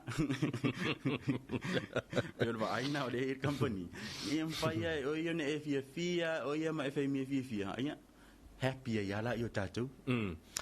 malo ala se tulanga ye le tatu solo spray wa lu tatu le tatu fanga va na le va per le ma wa le na ma tel va sol na ina e fa pitol na fa mo le quick ele I a to se lu se fu fa tu la tatu na umon tatu tan no le sol na ile tatu fanga va le va lu na ma ia ai to ai tau nu o tu lo ma mani so tanga tu se uma tu tatu por kalame o te lo na mata mai lu mo fa lo tanga te se umar por kalame tau nu o te office ua ia tanga tau la tau fesilinga ele ngata la fesilinga au fa tau anaulo isa au le yo la so tau la so ifeke por kalame ia sa tam faila vai se au la ngata ele mfai ne yem fai fa tan no fo le va nga ia awai ele mfai on tato alu lo pe la kapi mo skoele ile fa ile fa di fo ile a mata talo se longa la va a mata talo ko mfai ki coffee pol ia al me wo tu ia mo tau no tanga e pe yo le tu langa lo tam fai fa mata talina tu ile lo fia to le tu no e fisilinga ila e fo ia masini fa ona po nei tu langa lo tato e tato spray le esel matango fi wana ole fa nga ina lava fo ia le mai fa fanga le ma ia na sui lo le vai la ia paula van me fa yor kion sin na ki lava le ole fanga ba na e fero do ia le o ia speciala ia o tu savo ia pe el mane for machine tu savo pete do misa ia tatan no e ata la machine fa nga ia la we va o ia ile tu langa vai le machine fa on poni ile talu fo il ma lo shir sa o teknologia lo ia o lo wa lava matuto e tatu sa palai o mfai ona o mai fallo fatu nga Italia tu ia I lo mna o le ngate ya so fai so ia o sta tasi voilia o le si vai nga mana tatu masinira po tatu fanga va o le falu ina ma wa matana na ilo tele e fai pule mai tu malo te tas ia polo ke ti voilia lo le o te mautino po fa ia o le vai nga na lo ia tele vo ia na tanga tu va o la to moli mawina ia ta ua male mana ia o le fo ia masini pose o loa ia ele ngata pino ta ua ele ngata mo a o le lau tele o tatou em fai fa ngai ne fai so ta mai business mane o lo na le leivoi la ele nga o le ele na o le vao em fai ona fa ngai nai e ma fai ona fa nga e fa ngai fo ia fa ngai tatou vai la fo le molin set o isi va nga ua quota tu mo le va nga le dengue fever e iai fua whatatau o vaila au e mawhai ona whaongaina mo le suina leo tātou vaila au e whaaluina lea ia whaongaina tātou spresia le winga whamtalanga e le ngatala na awatu le fua whatatau peo tātou aikon na vaia e walu lita le vai sui ai e mawhai vei ona e whaongaina le whangavao la poa leang e ia maintaina pe consista i le fua o mwhaiuntu ina atu e whalero whatuanga i lona oloa ma le whailo ilo pi ilon tino whaongaina le tātou solo sprayer na e mwhai ona whaongaina le ngata le vaila au mo le vao o le vaila au mo le inseti ia e mana ia foi mai au nga foi ile faia le o tātou fertilizer vele por ubia de sui de vai ai fanga tātou tonga taloma ia bena alo il programa el tātou li tio mal TV va foi le fa solo tu ai il au fai Faatoaga el programa foi le le manuia le foi e lango ai le tātou Faleoloa mo le movina mai tawina ia le totelo i la tu fai la tu atina foi le pa mo ia o meu tonga kapis ai la le atina e stasi foi o tamasa anga e tu el programa ua makua ko ki uma ia lava si tu lo fa fonga la tu no ia la tu ai ngo kau pui e foi le pa ang kapis ia e tau pui mai le sati foi le me o moa ma te fa ora usili le kau ku vanga le O ia ini tātou waia fo ia mwhai ona fsoasani le vaenga ina ia pui ia me o tonga lau ina ma vaenga whapena e mai so tātou pā moa ma tūlanga foro ia tātou lafuman. Pā puaa, pā māmoe, pā povi, mari pā moa. Lava matutoe lava matutoe. Mana ia. O lau telefo ia nai o tātou o loa ia. Ia peo vaenga na ele ngate al pui malu o whanua mo tamalau ali sau lau kale pemea lau ia. A o le pui malu lea. Ia o lau wati nai. Ia mole soifua malo lo ina male anga iluma. O na tā ua le pāmoa, wha mole pe a whai o ele o le mana o mia le pāmoa. Susu mai matala mai au. Ele ngate ina mātou tu ina tu le quality le leo le o loa. Au se tau lai mātou te avātu ai. Ma liere u loto, ma liere mātou loto. A le alu le olo. Sa tu ala si fa manianga le amo. Ta si le mo en faiona e fa ola ina toni. E tu e mo minisi mo se dua se tonu se fa. I te tonu lava o loa yang fainti nat. E pui malu ai ia au mea fafanga, ia au mea toto. E le ngata la i vaenga na. Ai ma fai foi ono matou tu ina chef so soninga. Mo le fa ongainga. Ia a o se vaenga fo ile e ma fai ona a fa popo ina nisi me totia. Mo le fai ngola watina. Malo. Valua fen taule sa ai a le uono a fasalau o le tatou vidisimana le vo ia fi tono le tatou independent special le lo fanga solo vai on ta saunoa Greg em foi ona te fai lo nisi o lo wai lus fu lo le tono le tatou fa tole fa mo le wan sit fi tatou tino o nisi tatou o lo ne fa luina tatou fa laudo tu sei e lima tu ai ngapa pero tau e lima i tu ai ngā pāna tono tātou whalaurona pā mua o le pā māmoe o le pā povi o le pā pua ia mali jailing po le pā whailesi o mia i whanua ia o nisi nā tātou loa nei tu tono tātou whalauroa o isi tātou loa mana ia peno tau le tātou long head dreamana na e whaaluina mo le tipina lea o tātou la au por whangatasi lea o lungo tātou pala au umi fo lei tātou ia ngata tupu e mai ngā sata ia ia mpeon whaonga ina tamana na o na whaola lava tamana ia na e sila pia lea ma e sila le mana ia o le si benefiti o le tātou o loana e le whamanua lia le tino la au si tira foi le whaonga ina o tātou whaangata po tātou au teupa au tere ia na ona tā lava manua e le si le motu le tino lau ia ana ona pe ai ngā whainga tau wa manua o le si vaenga na e ono afia la au pe la au tātou masinina na ona whaola ina lam na alua le o ia whaola ina lam e ngā tasi tu mana ia mata. Tu sala o se si po fa ngovi o ki po ki ulunga la. Ki po ki sa la la. La kon me nga kasi le ia le alu le a tatu pala. Mai mani fo ile mata ngovi fele ngai I fanu lo mna mi. Te si fia fo ia tatu pala au de ile malu le ile mamuna. Besenga. Besenga. Mana ia te ngola au le mutia voila ne pele ke sa vali lunga ka pe kale sa vali ia ta ile po ile wa kuso ole va ngana le te va ai pe e tusie ye isi au te ula au ia ta voile la to la au wa ke va isi la au ke ko te na so me la ku mai mana ia o va ngana au tatu masinina ngai ka te na so mar pa ko di silo mu tu mo na pa la ne pa ne tatu masinina o le si benefiti na tatu lo na ile ngatel matangofi ai awan I whaamanu a lia ile tino le la e pewe o tātou se tulo a ona tūri ngā muro dim o le taimi te tango I valu petu I a wamanu alo tino I o le avea lo mapo mwhasol solo ina papala a e a tātou titiro vela lau e manu alo e le ngate na mamae ma o le iaile avanu e ono pepe ma te le la au a o nisi nao vaenga o tu ina te wharo whatoanga ina I mwhai o na sefe oe sefe la watinai sefe o mea toto e a o mea whanga fo I molu manai ia au le hanga ia tu tātou fisili e lau sili lau te vai atu le si vanga lo tono tātou independent special le mele o le organic veggie and herbs la le vanga le fa mo le ya mo si le fia I la to lo fa fong mai me se lo fa to o le tātou tanga pala lea mo whala au aina o ni isi mo la tu va atu whaonga ina la tu fo ia me to tia por to mai manga va au ia whaonga ina mo le toi si ina leo lau whaamiringa ele por fas whanua wa to whaina mo le whainga le whaamiringa a o isi wo la tu whai mai e whai whaamiringa I tonu ai le Faleoloa Faatoaga o umana vaivaina ia vaenga whaongaina de o loa te tas. A oe le whaiatina ia tamai fo ia ma le anga waa ua iai. E le fina ua ia e le tau fia le Faleoloa Faatoaga. Pe a wha pe ua ilom si le fia o le a ola lau siusie ia vaenga nei. Au tatu tang parapala le ma nei fo i se teimi o iluma o na si le fia o na si le sila fo ilia i se vaenga o le a pue sa o mai i le li tua tu mai ta ia tersia mana la fo ia vaenga. Ia o ila tau tonu lea o se matou company. O lo ngafa ma li tua fa miringa. Ona e sila lea o le a matou tuina mai le ata o le fatula au. I to tonu le pepa po le apolo au mai.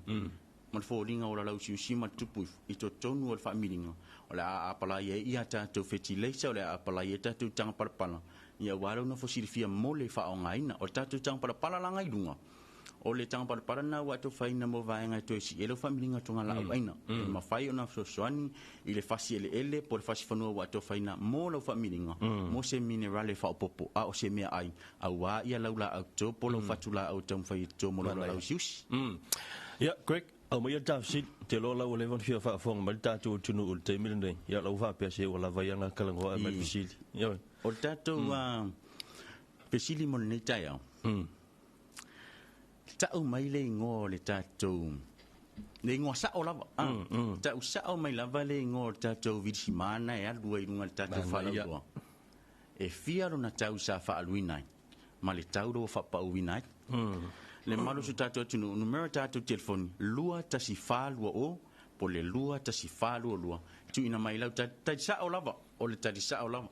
le ngō sao le masini o le o alua luna tātou whalauiloa o le tau sa whaaluinai ma le taulo ia taulo ia no winga mo tātou ele man malama fa Samoa o le name o le was ma le nau ia vaenga na ia au tani e peala ia tātou tad o le manei fo tātou masini ele ngatala le tolu se lau lima sfuru lita ia le te leo tātou masini a wa ia se lau sfuru lita tātou visi malia e faluina pension au tātou visi maa se lau duas furu na e fatua tanu tātou niwa brau se lau duas furu lita e alu paua ia wha pera i tātou wai whaum ia o ngāla tamaria maua ni wai whaum ia tātou tātou wai ana e whao ngā e whata i tātou masinin a wāle Faleoloa Faatoaga mātou te re wha pe te sua turua tua ta o lava le olo e lo au e whata i tai mua la whata i tai o le manmanunga nei te ua e alu atu i lo mota malau ia e tupuni pe fere olo tua ia leo i mātou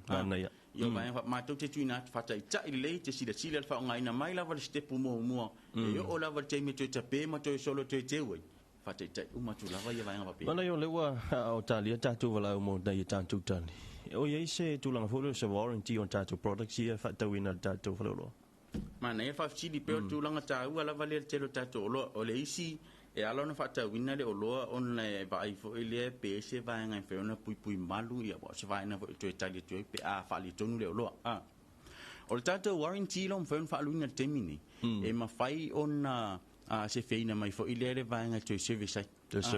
o le tūlanga le whaafsuia inga oloa a wal whaamamla manga lava ia tūlanga ia le warranty e le whaapea e le anga lo masini e susu sa o tūlava e whaapea fa mon la kamasini nga mai ulenga e toi le ilo e toi le ilo po se mafu anga na fale tonu mai ia oi po se mafu anga na fale tonu ile masini la vai o le warranty la e tilo fa la company ile mafu anga toi le ilo se ia vanga na u le anga la val masini ia na ia la vai pa to ma faile to tilo company mo se vanga under warranty po se faulty vo le masini faulty ia masini ai fa pe se vanga na lu atua o se ipalaka ala iola ko kia ku leo pi ia o vaenga na e pa u lava ia ti ava pe fe pa fai wa se no usu yel pensing lo mo va ke u wa mo ele o le mafu anga tonu lava le na o le mafu anga tonu lava na e fa tai tai el masin ma fa mta tale na tu fa ngai no masin a wa atu tu pun pe fe ilunga lava oi ia ona e tio lava le oi malau masin au se so ninga en fa no matu tu inatu au vaenga na warranty em fai ona au fie vaenga service no lo masin petro si la foi ni vaenga fa le tun pe no matu so ni ma warranty pe afa pe wolanga lava masin pautia ya nei mana ia te fa mana tu data facility o le ia o le tātou vilisimale na whaatosunga ia Craig o le ale ingoa lai anu ilunga le tātou whalawiro po le tātou whaatona o le alo tau sa whaatawinai ma le tau fau leo whaatawinai ia e tu sa le tātou whalawiloa ia lua tas whalu o ma le lua tas whalu o lua ia e te so tai mai pio kau o tau le tala no ai fu mo la ko ko ala ngai o I vai tele ai le o mai mo tali mal fesi ai fu la o fesi sa o ai le se tali mo mal fesi le iso le ro peni te wa mo atu ir pa u so le are la mo fo yo tali pe le tatu vala u va mo krek o va pe mal tu lango tatu fetilisa mana ia le alo tatu fetilisa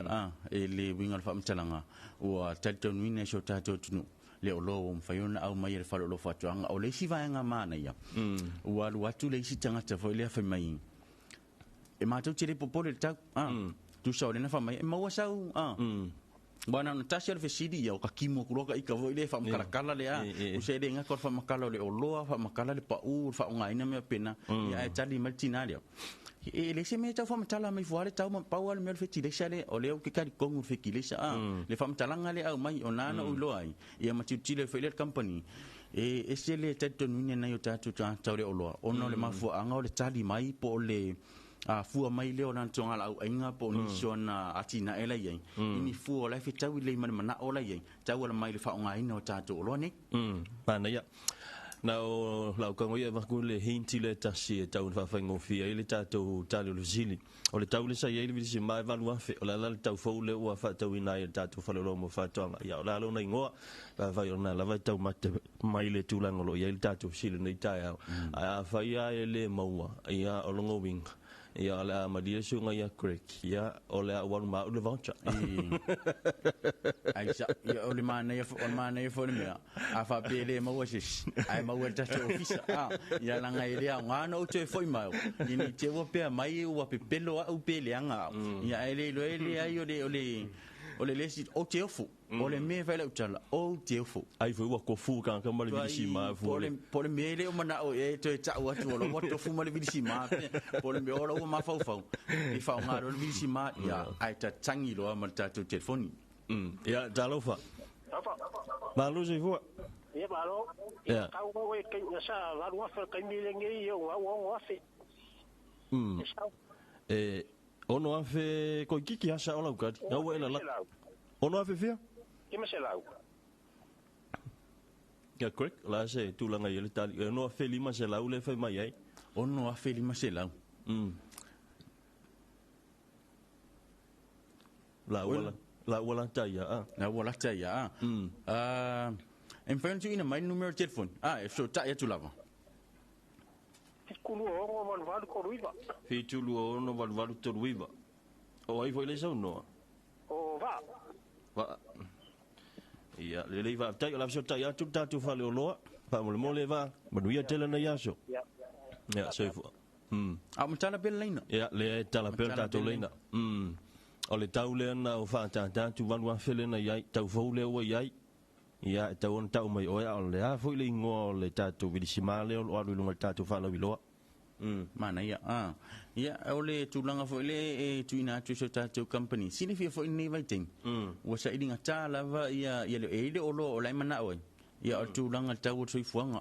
o le ala o si sila company si fai nei tatu tamai talonga ni e va tu se fama ma avenga mo so tatu atunu ona na tapau va le na tali va siri ma wala pe patadi o lo e te susu tu ai ia e fa tau ina ia la oro pe tala fu ina la oro wa le te maua mani me mo fu le te e me mo fu fo le e o Faleoloa se ngala e fu se ne ale me e do ato le fa ta mo fa ila fa ato ala ma lo fa tai Craig ia au te lo la ngo le wa fa sina tu ai mai o tanto vala ia la ngo fo le wa la ta fo te mi o tanto mai tanto tan longa o no tanto te mi fa tu leina ni se fo pongala me fa nga solo tanto le tio ia ai la fo tu ia la so fi ngalo tu la nga ia le tanto visile le ta au pe to lo pope o le ia o le fa pena ta dia tu pe lo sunga Craig ni ta ma ta wo mai tanto longa ni ta fa le mole ia mai tau fo ia tasi tatu sili no ina tasi wal pe patala o lo a fa apela ni te wale maua lava ia tatu tali o tatu sili ni o le ata mfai fo ile e whaalua tātou pe patala o loa mole se tātou proklame. Mana ia. E ne mwhai on te mwhai carry forward a kuia tātou voucher liam. E whaalua i tātou voucher mole vai aso fau. E ne mwhai on fia oe le tangata whai whaatau po tangata whai whaatoanga. I tātou tālonga mwhai whaalui. Mo se pe patala o loa e ofo fuai nā tuat company. Mo la o loa. Ia au nisi o wha manatu at tātou company on manunga tātou taimi.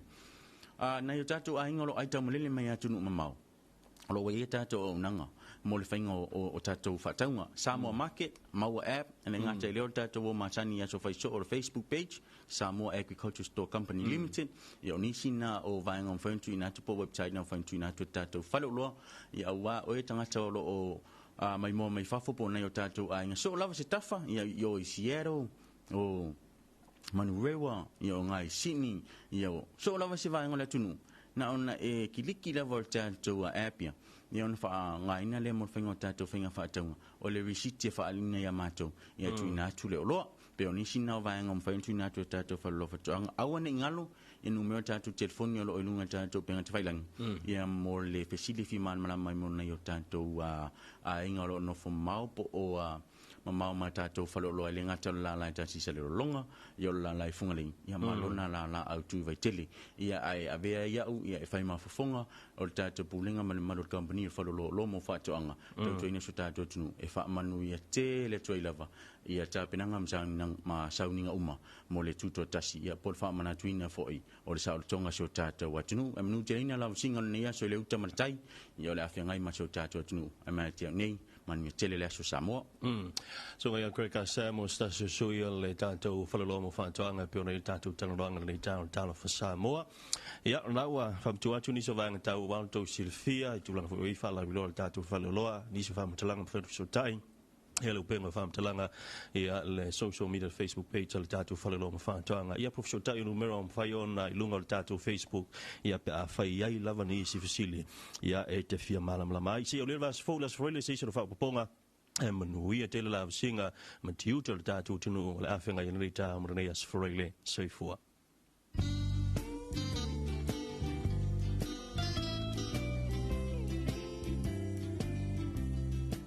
Maloto ina, o whea e usu po ia. Si au te alua tupo le asi la me ta pisa mai ngā tai le whare komiti. Whalongo le vaenga lua le polo kikian malo, la fwoi wako e kumkumu e ngā kai. Mana te le ala, awano le leia le si talo sanga ia i mosi masini fo ile vidia ila au. Te lo se whalololo mau i masini ia. Ui papa, ke haru sa o alai vai tele, ili Faleoloa mo Faatoaga. Te mawai masini le lei, masini anga ta o oi e kuai. Te le lava, o te alua tu lai le whare komiti talo sanga ia. No ti e lo le i vai tele se i mata i e masini.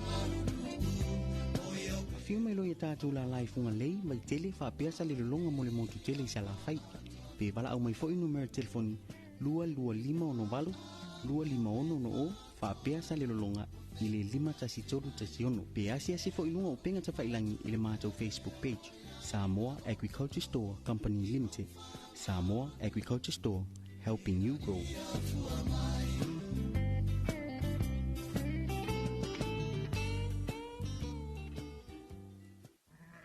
Talofa, o fela fuma moe, o la pele fa pele pele ala lima fas fru amo, ia koe sasa minga ko musika si fa malu silos se ema ko kingo.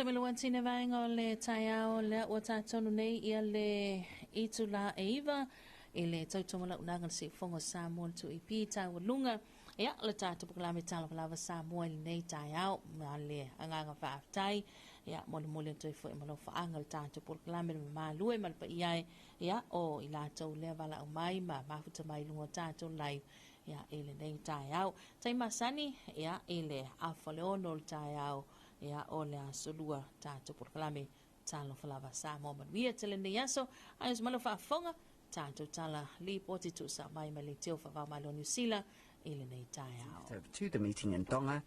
asking Cook Islands Prime Minister Mark Brown to change the final communique which recognized Taiwan and China separately. Fiji's Anti-Corruption Commissioner Barbara Mali has been suspended with immediate effect, pending an investigation by police of allegations against her raised in a Commission of Inquiry report. Fiji Village Online reports Prime Minister Sitiveni Arambuka confirms that President Ratu Nengamba decided this following advice.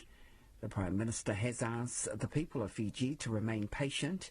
as they carefully map the implementation of the yet-to-be publicly released Commission of Inquiry report.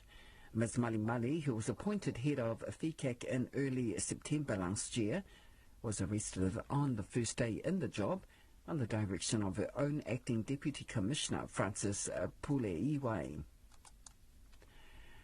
The French President Emmanuel Macron, has called for his talks next month to break the deadlock over New Caledonia's political future. AFP reports that the government will invite the different sides from France's Pacific territory for talks in Paris in June. France has sought to ease tensions in nickel-rich New Caledonia following unrest that broke out in May 2024 that killed more than a dozen people and left billions of dollars in damage. Riots broke out over Paris's plan for voting reforms that pro-independence groups feared would leave Indigenous Kanaks in a permanent minority, crushing their chances for independence. A Norfolk Island local says a package packed with about 40 kilograms of cocaine washing up has come as a shock to the community. On Tuesday afternoon, tourists discovered the barnacle-covered package at Anson Bay. The island is home to just over 2,000 people, sitting between New Zealand and Australia in the South Pacific. Brett Sampson says he thought it could have been a rumour when he first heard the news. This is stuff you see on TV that happens somewhere else, or, maybe there's a drug bust in Australian waters where a trawler or something is intercepted.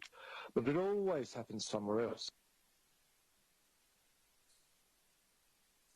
Centre in Tonga with drug crime and health issues visible on the streets. Like much of the Pacific, methamphetamine use in Tonga has skyrocketed, driven by a flood of the drug into the country, which has become